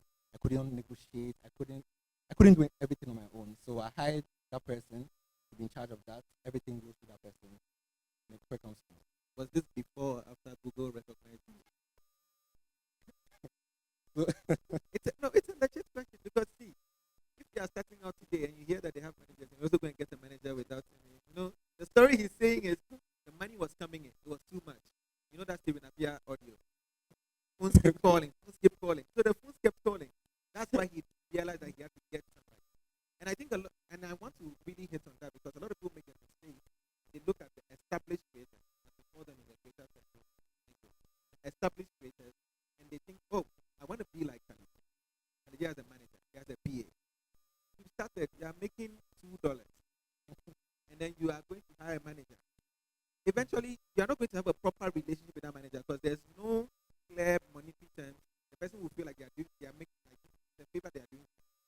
But if there's a proper, you are thinking like a business person, you have that business mindset. I need to hire this person, I need to pay this person every single month, I need to pay them maybe 2,000, 5,000, and you have to plan for it. You really take it serious as a business. You can do that only when you can see some income coming in, right? So maybe over to you. When did you also make that shift? For a long time, I worked on my own, and it got to a point I realized that I want to expand my brand. You can't do it from your own platform. Like I said, it's overwhelming. Aside that, too, when you appear with a professional board, brands take you very serious. Like, this is my manager. This is my manager. Brands take That's why you're always telling us to speak to your manager? Not that, but I mean, brands, they take you serious because I'm not working on my own. Aside that, I have a team that we plan everything before we bring it out. Exactly. So I wanted to get to a point where I can expand my brand, not just locally, international, everywhere. So if you want to do that, then it will get to a point that you need a team on board. But when you're starting, please don't stress about that. I didn't start like that. I started from grassroots alone, burning my hands, my purpose. Exactly how I started, yes. And so it will get to a point big personalities. If you want to get to that stage, you have to start from somewhere. And when you get to that stage, you now expand because that's the only way you can keep growing and becoming bigger. So for me, it's funny because I didn't go looking for the manager. It was during my initial, like the first 2 years, I had an agency come to me, and I was just starting out. So I agreed to it, and I feel like in a way helped me because they helped put me on brands. They matched me to according to my niche at the time, they matched me to certain brands that sort of like elevated my content. Because one thing about content creation is, you said anyone who has an Instagram, Facebook is a content creator. I feel like that's not true because you can even have 50,000 followers, but you're not necessarily a content influencer. creator. No, content creator. Content creator. Content creation is intentional. Like you have to pick up your phone. Okay, now I want to be a lifestyle creator, so I'm going to vlog my week. I'm going to do this. I'm going to tell people about this product that works for me. That's content creation. I'm going to know. remove content creator from my bio then. But So I yes, just wake up they, and post they, photos of myself. they coming to me really impacted me as a person and my brand, even how I was posting on my page. I was very intentional, so that was that. But now the agency doesn't manage me anymore. But that's my story on management. I'm with the PA. So with a PA, I got a PA because I was getting too many messages and too many brands and clients reaching out to me. It was very difficult keeping tabs and all that. So I just thought it wise to get someone to help me sort everything out. And yeah, it was going well. I actually went well for some time. So people started bypassing the PA to talk to me directly. You know, People will always do that yeah. because once they have access to you, also, they will consistently always try to come to you. Yeah. That's where you have to be consistent. That Yeah. this is the process I've built. This is the business structure that I've built. Yeah. And it So was I quite can see my difficult. process. Let's keep at it. If somebody from government is watching, they would like this question. How do you handle tax? I'm asking this because there was a time that I remember Mapokre Movement went on a whole thing about how content creators should be taxed, YouTube, blah blah blah, and all of this. How do you currently handle tax? Running the business, paying people and things like that. How do you currently handle it? So with that, I have a manager. So The manager manages the tax.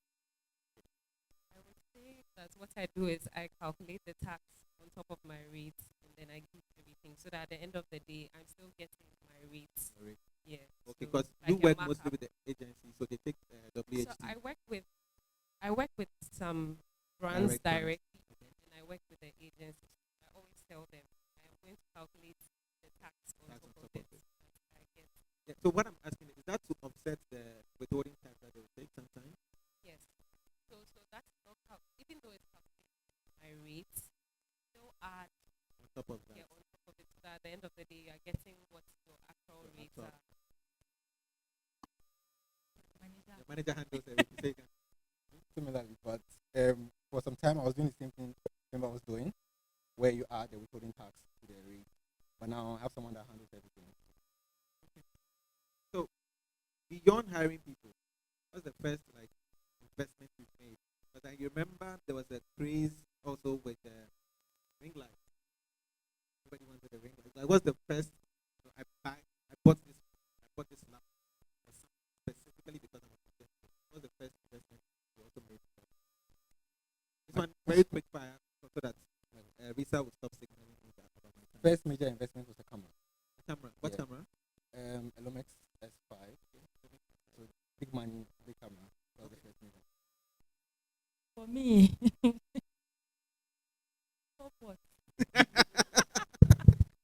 don't have anything to do.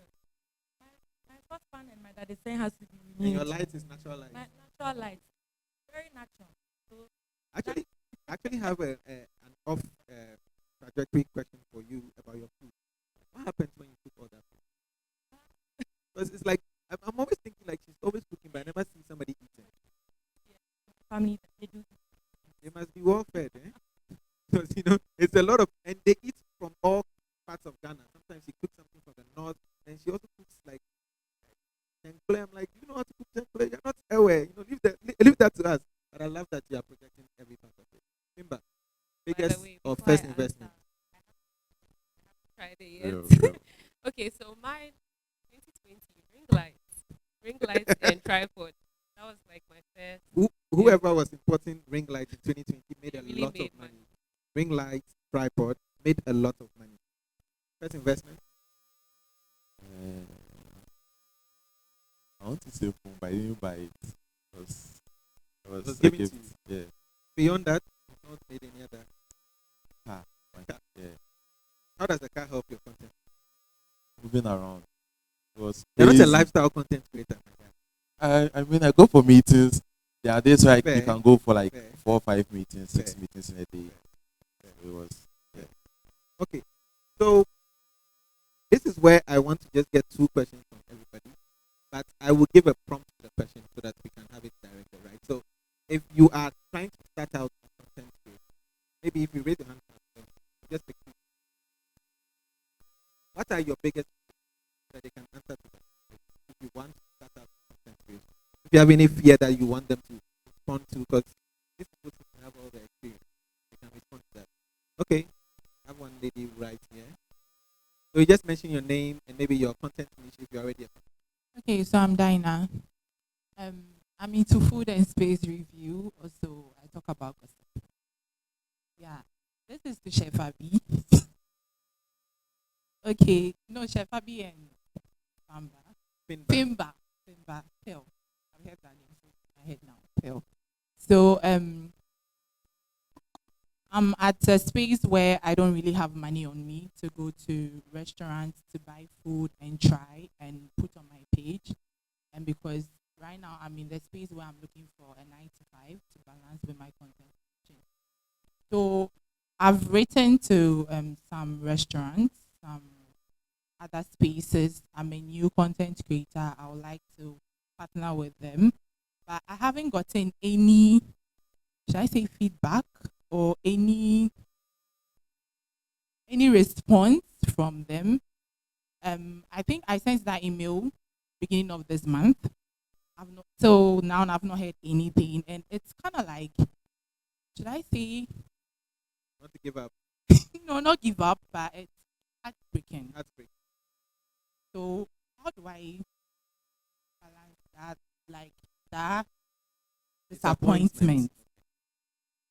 Thank you very much. You want to answer now? Yeah. Hello. I really feel you. So, when I started, I had a similar issue. Then I later got to realize that brands look at value before reaching out to brands. If they don't see any value you can give them, what can you offer on the page? They won't reach out to you back. They won't find you. So what I did was invest in myself. Because first of all, you're not working for brands. Put that in your mind, all of you. You're doing this content because you enjoy it, not because you're looking for brands to work with you. So that's your first goal. That means you're investing in yourself. You're going to put in effort on your page. Let the brand see that they don't even have to question or have meetings. You are your first professional. So what do you do then? I did a content creation class, like I said, for my case, when I asked my students, must you carry your money? Don't you eat every day? You eat now. Must you carry money to a restaurant to shoot content? What about the food you are eating at home? You can't shoot content on it. Doesn't have ambience. It doesn't matter. So that's the thing most content creators or most we young people look. We created an impression on social media, so people want to do the same thing. But that's not it. It's how you put it out there and how you want people to see you and see your content and appreciate your work. So if it's the food you want to eat in the house and review your own food for the beginning of it, do it. Get to a point, brands or whatever, you can build your page more. You can get money to go into restaurants. Brands will start noticing you. So like I said, first value is what you can offer for your own self before you think about brands all the time. Another thing I would say is you need to be persistent. So aside doing what you mentioned, like you said, you don't have enough money. What can you afford? If you still want to do maybe food reviews other than what you eat, you can go to like your local food vendor and still do a video on it. The more organic you are, the more people resonate with you. When I started my travel content, no one called me because everyone knew me for fashion, even more fashion than lifestyle. So I had to start small, like go to anywhere I could afford, do a video on it, as organic as I can be, say what I like, what I don't like, give people detail. And with time, when I pitch to like Airbnbs, resorts, they just see your page and then they are happy to then collaborate with you. So you can just start small. I understand you don't have enough right now. I would say you can start with like local food vendors, your location, talk about where you live, your favorite food vendors there, and slowly work your way up. And because persistent. You can't just reach out to a brand via their email. You have to send an email, DM them. If there's a number, if there's a number, call them. Just try and reach them on all their socials so that they know that you're serious. Before the next question, maybe just to also add. So I've spent 10 years in an agency, and your first money, if you're not an established brand or an established creator, most likely comes to an agency. Because beyond when clients want to do the big, at some point they feel like, oh, the person just has number influence. So we try to go for what we call the micro influencers, blah, blah, blah, and all of that. So we look for just who is in that content niche space that has some enough followers and good high engagement. Which it goes back to what Chef Abby said. You have to create the content for yourself and your audience. Don't think about the brand. Once you are creating good content, we are getting it. Our tools are picking up on all the data. We are always collecting as much data as we can to know that beyond the people we already know, how can we find the next? And on the agency side, truth is quite expensive. So if we can get 10 of you to give us the same impact and getting one, we would prepare that as an agency. So we are consistently looking out for those people and we will reach out to them ourselves. Now, the other thing that you also have to notice is that there has to be some sort of differentiation, right? Everybody's doing the same thing with restaurant reviews and everything. And I'm not saying we cannot have like too much content, right? Because people are always going to watch. But maybe you decide to do your restaurant reviews in a different way. You just add some small thing to change it. Maybe instead of going there to actually eat the food, you just review the menu. You're looking at, oh, this menu will look good. Something different that you can add as a differentiator so that you are not part of just a large group. Because if you are very different, it doesn't matter if you have a lot of numbers. If you are looking for somebody who can just, really change the game. Because here we don't have food content creators. Maybe we just want something different. Which is why there's a lady who eats a lot. In the beginning, I was consulting for some brands and they wanted to work with her. I was very much like, we want to do that, but eventually I was like, you know what, it's a different, give us a different kind of audience. Let's do it. So she didn't get the gig because she had lots of followers. She got it because she was just different. And it's the same thing we see with people. There was they are just different people that bring a different sort of virality, something different that you can do. I'm not saying you have to go that route, but it's also a good way to just differentiate yourself. Since no one has. Yeah, she wants to ask her own question. Risa, don't worry, I'll make it 3 questions, so you'll take yours, okay? Please, I want to ask 2 questions in one. And one is for Fimba. Mention your name so I know you. Andy Abe. I will never call you again to ask questions. How can you have 2 questions in one? So the first one is to Fimba, Shefabi, and Desi, and second one is to Kali. I'm starting my content creation, and then all they talk about is consistency. Consistency to me or to someone else to be posting each and every day. And I want to ask that when you're talking about consistency, do you mean posting each and every day or scheduling days for you to post? Now, after my 5 years of content creation, I'm excelling in whatever I'm doing. Brands will come at me, agencies will come at me. What are the basic and general things I should look out for? Question them, know about them before I let them come into my brand or community. Yeah, so let me take the consistency part. Consistency can be different on various parts, right? in my beginning, I didn't have that much time. So what I used to do was batch create content and make sure I post every single day. If you look at my Instagram, right, I don't post every single day, but I make sure I show up at least 3 times a day, 3 times a week, so that my content is still visible to my audience and they don't know that I've disappeared or something. So start creating content in the way that you know you can post every single day as much as you can. You know, me, I'll tell you, drown people with your content. Create as much as you can. Let people get tired of your content. So post. Once they keep seeing you, eventually they'll take your content out. And what's the other question? Oh, when brands come to you, what you should look out for and to question them about. So, what does the brand want you to promote? That's the first thing to know. Is it a product that fits into your niche? One. Is it a product that doesn't go against your morals? Two.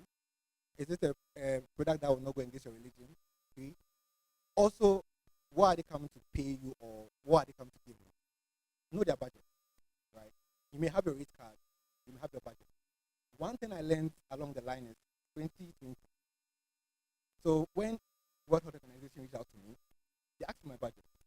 I told them 500, thinking that some big money. Luckily for me, the person in charge was someone I knew, like foreigner, white girl. I messaged me and told me the budget is this. It's more than this. See how you didn't mention the actual budget? It's more than this. Someone may not tell you. So the best thing I'll tell you is ask them for their budget first before you mention any amount. Once you know what you're working with, if you can do it. So if it's low for you, try and negotiate and see how it goes. Are you answered, Andy? You want to hear all of them? Andy, you are more than a moderator. Okay, maybe quickly. So yeah, I agree with everything he said. Consistency is not about posting every day. You would overwork yourself. It's about showing up. That's you have told yourself Monday, Tuesday, Sunday. Monday, Tuesday, Sunday, you post. I was fighting with my content creation students that after they shoot the video, smiling in their camera, taking space, they'll never post it. What are you waiting for that video? So that's taking that consistency out. If you're scared to post or you don't want to post it or something. But showing up, even if the content is not even what you plan to post, you don't know what that content will do or how views will go. So that's consistency. I am a very consistent person in my career, whatever I'm doing. I have to be consistent because that is what is going to build your brand. So you want to be big, you want to be big, you want to be like Ali J, you want to be like, you're not consistent. So how do you get to that place? I always tell people that don't look at, of course you can take inspiration from these people, but you want to be the big person of yourself. You are making sure that you get to that stage you want to get to. How to do that? By posting every time when you have to. So it doesn't mean post Monday, Tuesday, Wednesday, Thursday, Friday. No, my dear. Post when you have to. The brand question you asked is a very important question because I, for one, I made a lot of mistakes when I was I didn't ask questions. When a brand comes, hey, brand, hey, I want the money. I take the money. I don't look at what value am I getting from this. Is the money enough? Will I get something from it? No. Does it resonate with my brand? Is it something I do? Or am I just taking the money? So, fortunately, as you're growing, don't worry about all the mistakes. As you're growing, you're going to look at all the mistakes. Work with them. You're going to get better. Mistakes will never stop coming. So that's what will make it. So don't worry about it. But these are things that you should know. It's not just the money. It's the value both of you are giving. So how best does it work for me? I'm sorry, this doesn't work.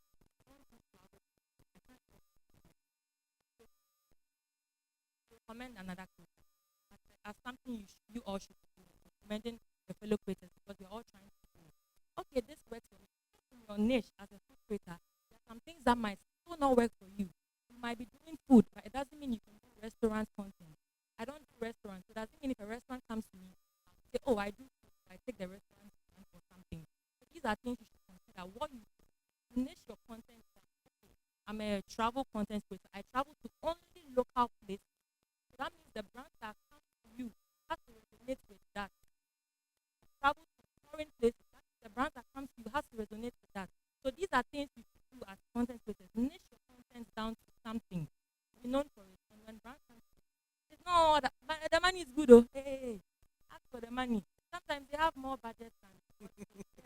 for it. That's why you need people, other content creators, ask them, but how much are they charging you? 5,000 cedis. They're giving me 2,000. So these are things that we all do as content creators. We limit the money. So now they feel like, okay, why should we pay Chef Abby 5,000?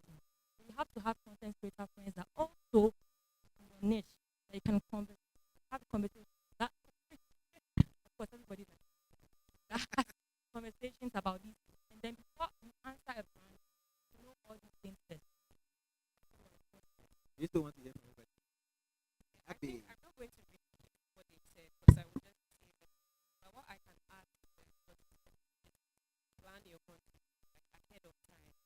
Plan for the month of August. What do I want to do? Depending on your niche, plan. I want to do this. I want to film this. It's going to help guide you so that you don't get burnt out. So that you're able to be consistent. If you're always waking up, hey, what should I film? Hey, what should I film? Hey, I just film 3 times. They are now doing it. You have to plan ahead, and that will help you stay. Everything else they say. All right. You want to get from Kali J too? Kali, do you have something to add? Do you have something to add? With the brand, I feel instead or just look at your brand personally, then look at the brand's approach to you, and you weigh the differences. Look at what they're offering you, what you can also offer, how they can elevate your brand. Look at the money too. Thank you. Risa, you still want to ask your question? Yes. Okay. Just- Make it quick. I had I'll just ask, how do people measure your success as content creators? And honestly, do you think Ghanaian content creators are ready to compete globally? To compete globally, you have you hold on to the global one. You can answer the question. What do you think? Yes. So personally, I've gotten to a point where I'm no longer following the algorithm. I measure my success based off like regular people when they approach me and oh, I follow you. I went to this place because of you, and also some of the brands I'm working with. I just started travel content in 2023, and so far I've worked with tourism boards, and that's like such a big deal because when I started, I didn't even know because I was targeting Ghana. Like I just wanted to show the different parts of Ghana. It's not just Accra, going to restaurants. You can also go to Akosombo. And then Ali J was actually the first person that linked me to my first tourism board gig, which was Rwanda. And then I went on to work with the South African Tourism Board and now the Indian Tourism Board. So that is how I measure my success, not really from my number of followers or like the views. No, I like that you have to enjoy doing it. So every time I put out content, even if it doesn't do as well as I thought it would, I just keep going. So that's how I do it. Okay. How do you measure it? Okay, so Well, space listening. not really, but for someone like me, I rarely look back at I really enjoy the success. Okay, let me just put it that way because yeah, sometimes I just caught up in the moment, so like you take a breather and you're like I did all this. So basically that's what happens. For instance, if you are very active on Twitter back in 2018, 2019, 2020, you realize that the space was more of entertainment and football. But after the whole fix the country, you realize that there was a shift when it comes to conversations on the app. Um, most of the youth are now interested in national issues. You go to you post something, maybe you post something, and you find the youth in the comments and the posts debating about it, questioning it. You realize that you played a major role in it. When X Spaces came about, or Twitter Spaces came about, I did a lot of interviews on the. I managed to interview most of the Ghanaian acts on here. Shatawale Medical, the big dog. Yeah. I went to Nigeria. Interviewed a lot of people from Nigeria. Tabasalu, Eddie Bello, yeah, a number of them. I went international. Interviewed straight from now. And my partner with a Grammy board member. Those are kind of some things that yeah, sometimes you look back and I I was able to bridge the gap between um, our political leaders and the youth, and then our diplomats, because it got to a point people saw diplomats and ambassadors as people that were not approachable, and I managed to bring most of them on Twitter spaces for regular citizens to be able to ask them questions one on one without having to pass through interviews and all that, which was like a changing experience for people. For you, Shefabi, we already know how you measure success. Time 100%. I'll keep repeating that until you say that. Oh, yeah.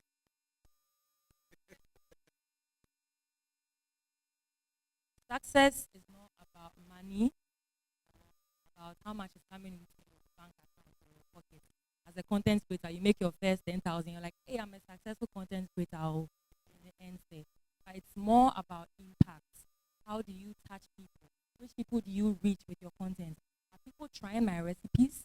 What I'm putting out there? Do I get reviews from it? Do I get people texting me, Chef Abis, I love your content today. Please, next time, make food from on Niger. That's success. That means your work is reaching a community that it's supposed to reach. If your brand is growing, you don't just see it from money. You see it from, you have a brand goal. Are you is it aligning? Are things going as planned? Are you always posting your content? Okay, I always post. It's success for you. You planned your content. You posted as you planned. It's success. It's not about how much money you're always making. It's more than that. So you guys should always make sure that whatever you are doing or whatever content you're putting out there, you make sure you achieve every goal that you that content. So impact is very important. Influence is very important. Youth are gathering, they are making sure that they have to watch Abi's video. See from that angle. Money will come through that angle. Okay. Impact. So when I started creating content, everyone's creating dance, comedy, food, and no one was doing tech. So having to see new creators come out doing tech and telling you they've seen you from the beginning, you influence them to start creating content on tech, I measure that as success. Also, like you said, the recognition. So being recognized by some of these media brands, Google, Meta, makes a big difference to me because where I started, nobody was even watching my content.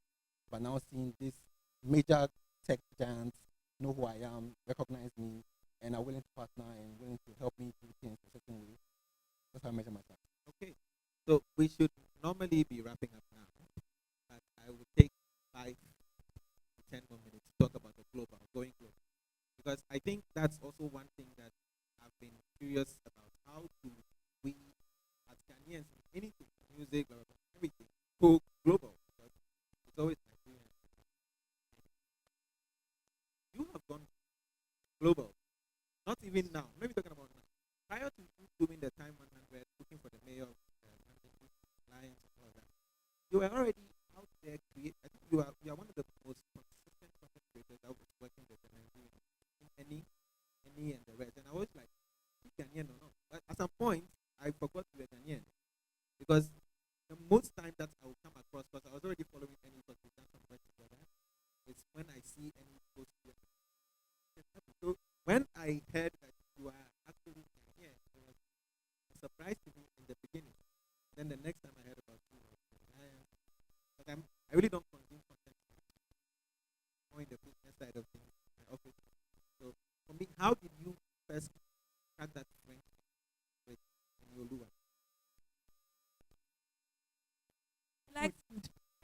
Like I know he likes food. How did he find you? You're not the only food content creator. That's a very good question. How to be noticed out of thousands? What all of you should consider when you are starting your work. First of all, there are so many people doing what you do, but why is yours different? Why are you noticed? And they will only see that through the content you put out there. So you don't just come and stand there and say, "Hi, I'm Chef Abis. Please notice me out of 1,000 people." They don't see that. They see that from the content you're putting out there. So what kind of content do you want to put to be noticed out of thousands? Like I said, I didn't want to be lazy about my work. I want my content to be very, when you watch it, you feel something. You feel like, this is a great video. So these are things I put in place for my own brand that whatever I'm putting out there will reach thousands of people all over the world. I was shooting in my room, in my hall, whatever it is. table doing recipes. Then I realized that no, I need to do more than that. I need to come out of my shell. I never used to show my face. I need to attach my face to my brand. So I came out of my shine self that, why must I always be shooting? I attach my face to it because people see that it's a young person behind this bold content alone is a plus for you. So now I want to shoot contents that are very African, local, that touches so many people all over the world. So when you start from that angle, you notice that, okay, I want to go out of my way.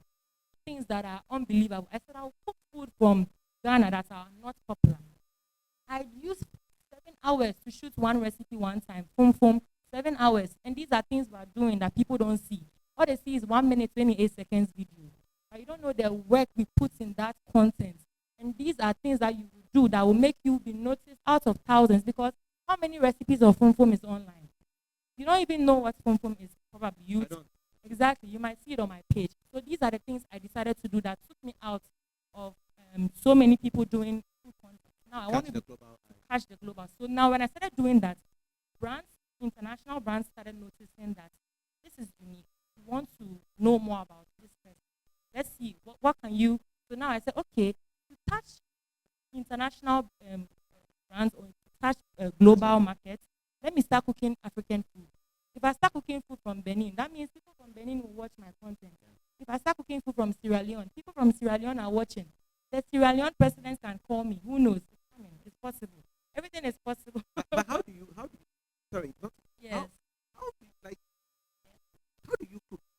How do I cook? I think I cook too. Yes. But then I'm not going to wake up one day and then have confidence that I can actually cook Sierra Leonean food. Yes. For people to enjoy. How do you have that confidence that you can actually make it? Because it's like reading a recipe online and trying to do it. That's the thing that's where talent and passion I'm not comes in. talented. I'm not saying that, but it's possible. Talent comes in because I can say I'm a talented food content creator. Okay. That means you're adding talent to it, like someone that can draw in a way that someone can also draw, but the person might not draw like this person. So I have a bold mind. I will do this recipe. Even if I can't do it, even if I make a mistake, I will redo it. I make mistakes now. I redid some recipes that nobody even knows. That's the sacrifice you have to make for your brand to notice in a global space. So these are things I did that it was just coming like wildfire. Brands on global markets were just noticing me. Abby, let's go to France. Let's go to this. TikTok. Would you ever think a brand like TikTok will reach out to you? And that's what most content creators don't see. They feel like they can't get these brands to notice them. Then that means you have to work harder than you're working now. You have to do the things that are extraordinary. I like when they said that your content, and I think one of the speakers said, your content might not be the brand, might not be reaching certain markets because you are doing the same thing that everybody is doing. Hi guys, come with me to this new Boba store. How about something else that is unique, that makes you unique from other people? So these are things that I want my fellow content creators to also be doing that will reach international spaces.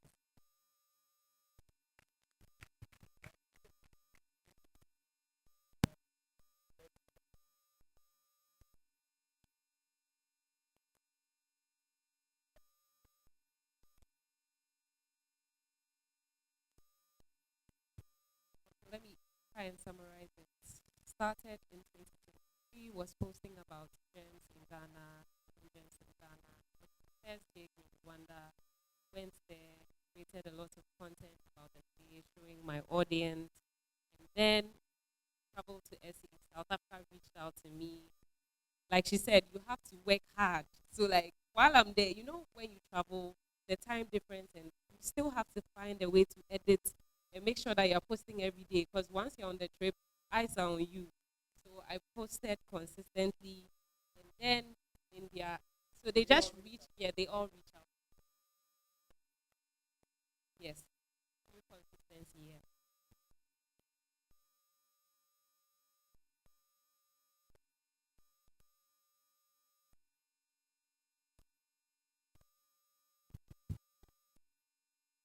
Okay, so Hello. okay, so when Twitter Spaces started in Ghana, a lot of people were not really taking it serious because they thought it was just for fun. But I felt that it was a big opportunity to bridge the gap between the users and then the upper people, and it was a very a beautiful opportunity. I decided to host Twitter Spaces, and How do you get the upper people? Because I think like someone mentioned that they DM the brand and they have gotten no response. You can DM Sarkodie and you get no response for like 2 years to shock you. So how did you get those upper people to actually just notice you? Okay, so when it comes to like the Ghanaian entertainment space, um, I I know almost all the acts personally. It's a big man. Because we've done something like this in the past or something. Even if I don't know them personally, I know someone who knows them personally. So it was quite easy. When I started doing the Twitter spaces, people were not really taking it seriously. So I wanted them to be serious about my space.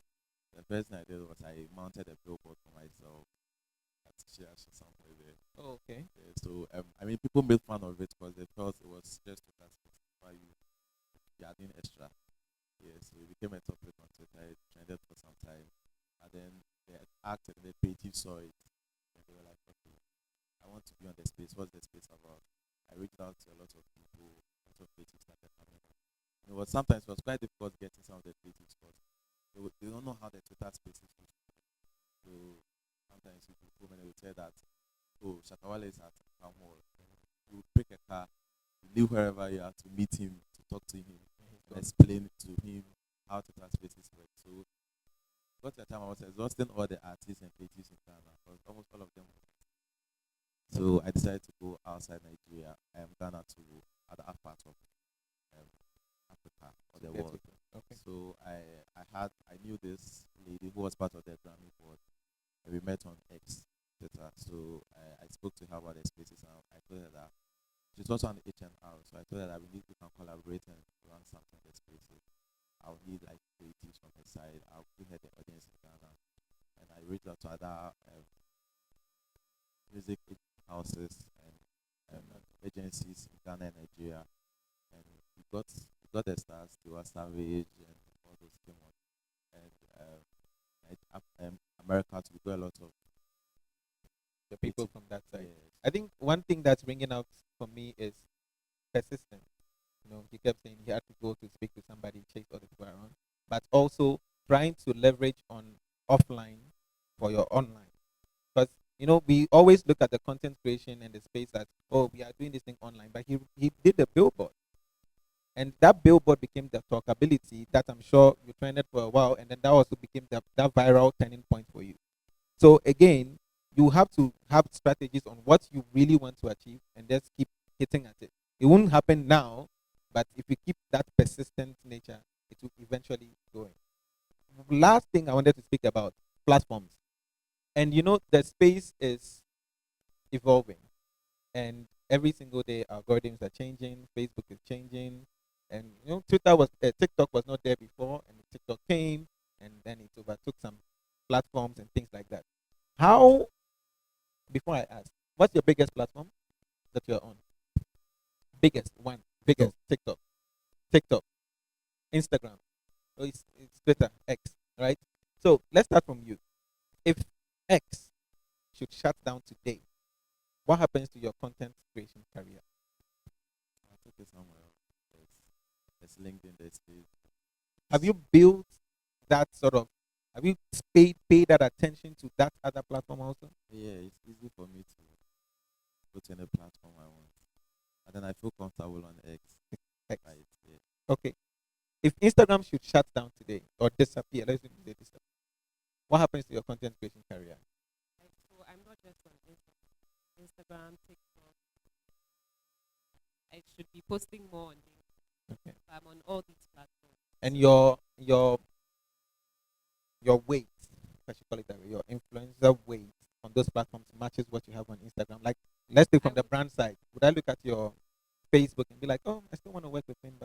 I would say my TikTok, Instagram are similar, but still Growing. growing. Now LinkedIn, because of the conversations I'm going to Oh, be please do. hosting. LinkedIn is. We need more people posting on LinkedIn because I'm tired of seeing the fake stories. So more real people, please post on LinkedIn all the time. Yeah. If TikTok disappears today, what happens to your content creation career? So content creators, you have to post everywhere. TikTok happens to be the page that has more followers, doesn't mean the page that has more views. That means that you have to have all-round influence everywhere, even outside content creation. Influence on old people that don't watch. How about that? So these are things that you should consider. That means you have to be everywhere, even if it means going into book writing for your content. Enter. Because that means you're not limiting yourself anymore.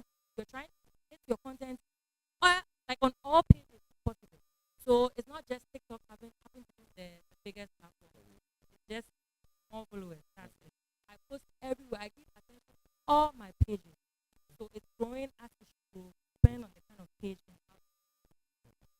For you, Desmond, yours is a bit interesting because tech content, Twitter, it doesn't really seem like TikTok doesn't really seem like the audience matches. Because before you, most of the tech content creators were doing YouTube videos and some on Twitter or X. I can never call it X. It's still Twitter to me. So how does it work for you, especially on TikTok? And if TikTok should disappear today, what happens to your content creation career? For me, it's really simple. I'm offering solutions as quick as possible.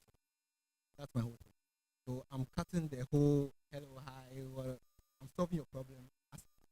And that's what people have gotten to know about me as when it comes to whatever I'm looking for. People are not looking to watch maybe any talking about one something. 30 seconds. That's what. Also do YouTube. Yeah. You're still growing on there. Growing on there. But funny enough, even me to be LinkedIn. My first book is information. Yeah. I'm not completely, but based on what I've done, post on LinkedIn, I was given the opportunity. I think Rihanna loves our influencers because there's one, there's two, you two. Okay. You next. Amen. Amen to that. So definitely LinkedIn. Okay. IG. Okay. So I don't know if we have time for questions, but if we don't, let's do quick fire. I have like 3 questions, all of you can answer or randomly. And what do you think is the next big opportunity in Ghana's creators economy? Let's do that starting with Abena. Chef Abby. Yes. The next biggest opportunity in Ghana's creator economy. You have to think about it. I Okay. would say penetrating other countries surrounding us. Okay. So dominating, trying to partner with people in Togo, Burkina Faso, Nigeria.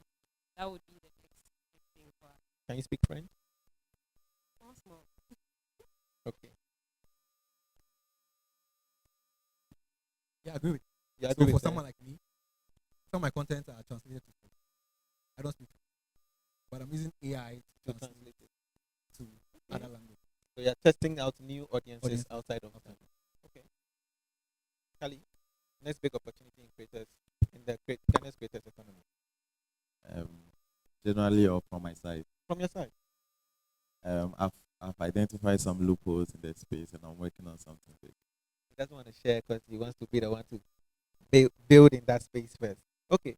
One tool or app that you would say is essential to your career.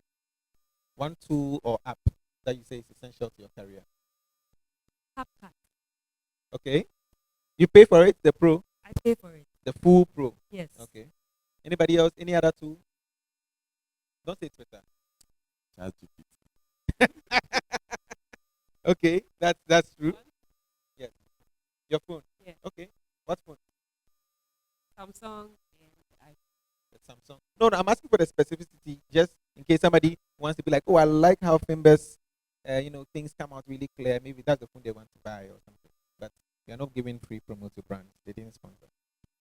We'll move on from that. Okay, and then in last question, all of you from my side, in 10 years, how do you want your career or your influence to be seen? 10 years. Who wants to go first? Desi. Okay. Probably one of the biggest tech media outlets out there. That's what I'm looking for. As well as production. Trying to really produce products, not just talking about tech, but production. Let's say You want to make tech products? tech products. MKHDP or something like that. Okay. Maybe your first flying car will come. Please. I like that. You heard it here first. If it happens in 10 years, you will still hear it first. Hear first. Okay, you? Okay, so I want to be the biggest, if not the biggest, food creator. I want to be the biggest food personality in the whole world. That people will mention my names in rooms. Yes. She's If very it comes close, by to- the way. Yes. If it comes to Time food, 100. if you're mentioning something food related, Chef Abby's name has to be on the table. And I want my show that is coming up, the African Country Challenge, to be something that can compete with Food Network Shop. That's my next vision. Can't wait. We would like that on TV3. So in the next 10 years, I want to be one of the biggest travel creators in the world, in Africa specifically. I want, whenever travel is mentioned, the name Finbar Explores should be associated with it. Yeah, that's like the biggest goal I'm looking at. Every other thing is like underneath it. So like, yeah. Just because you do lifestyle fashion, because normally what I see with lifestyle fashion creators is they tend to start creating their own thing. You know, you start launching Finbar lipsticks or Finbar face stuff. So the thing about me is there has been an evolution of my content. Yes, I still love fashion, but now I'm more passionate About the travel. Okay. Okay. That's So good. that Do you is- do the trips, those trips that a lot of Yeah, so that's why I said that would come under. Under, okay. But like the main thing is to be the biggest. because I feel like us as now, Wodemaya is like the name that is there for travel. So I want to get to that level and possibly, yeah, in the next 10 years. Thank you. Kali. Okay, in the next 10 years, I want to retire from social media. I thought you were going to say you want to do another fix the country. I'm like, please, you should expect that the country is fixed by the next 10 years. It's too hectic. It's too hectic. But then in the next 10 years, I want to combine social media with agriculture because I'm very passionate about agriculture and use social media to drive lots of people into agriculture because the space is quite big and it's very undeveloped and there's so much potential there when it comes to poultry, fish farming, agriculture, catch crops and all that. The next 10 years, yeah, but I want to go into agriculture, like serious ones. Okay. Yeah, I'll combine it with social media. Okay. Thank you very much. And you've heard from Abena, Chef Abis, who left engineering for the kitchen. Joshua, aka Kali J, who turned tweets into movement and careers. Pearl, aka Finbar, who is building a travel empire but wants to be the biggest travel content creator in that. And then, of course, Desmond, who says he provides a lot of solutions to your tech problems on social media. Desmond, aka Desi, right? Now, the thing here is, it's not really about whether you yourself sitting in the audience or me, but I think Bell told me I'm not a content creator, so I'll be a content creator from tomorrow. It's not about whether you can do it. And I think every single time I hear Chef Abby speak, that comes out. It's not about you. Everybody can do it. But are you willing to do what it takes to really do it? Because she spoke about really focusing on the stuff and doing them the right way. So I hope that you pick something from them and they might be around or they might leave quickly. So if you have questions, you can also ask them directly or speak to their managers. Please speak to the managers. Let's give them a round of applause to Chef, to Kali, to Desi, and also to Finbar for providing the insights for us today. And I really just want to say, again, a big thank you to EcoBank for sponsoring this session and making it possible for the dream of Creator Circles to really come to. If you are not part of the Creator Circle platform, please join. We are taking a lot of the feedback and the things that are missing, and we are trying to build the tools to help with better reporting, better rate card systems, better payment, how to hold payments in escrow and things like that, so that you can really get the best from the plan. So you can always go to creators.africa, sign up, and we are building tools. It's really the first version, but there's more coming up on that side. Thank you very much, guys, and it was really nice to be here. Over to you, King. Let me take the mic so we can walk away. All right, ladies and gentlemen, a round of applause one more time. And as they go, keep it rolling as they step off the stage. Keep it rolling. Yeah. So we've come to the end of our very first Thought Leadership Forum. You've heard from who you need to hear from from finance to branding to those who have made this a career themselves. We've ended. But the question we're leaving is, now that you know, what will you do? Now that you know, now that you've heard, what will you do? My name is King Kwaku Mensah, and this has been Creator Circles Leadership Forum. Thank you so much for coming. Those who are watching us on social media, thank you so much. Thank you so much to EcoBank as well. Thank you so much to 3 Extra and Executive Theatre for giving us the space. We are going to take some quick images outside, you understand? Catch your favorite content creator, do some snaps with him or her. Make sure you tag in Creator Circles. Make sure you're tagging 3 Extra. We'll post it as well. Thank you so much for coming through. We'll catch you on another time.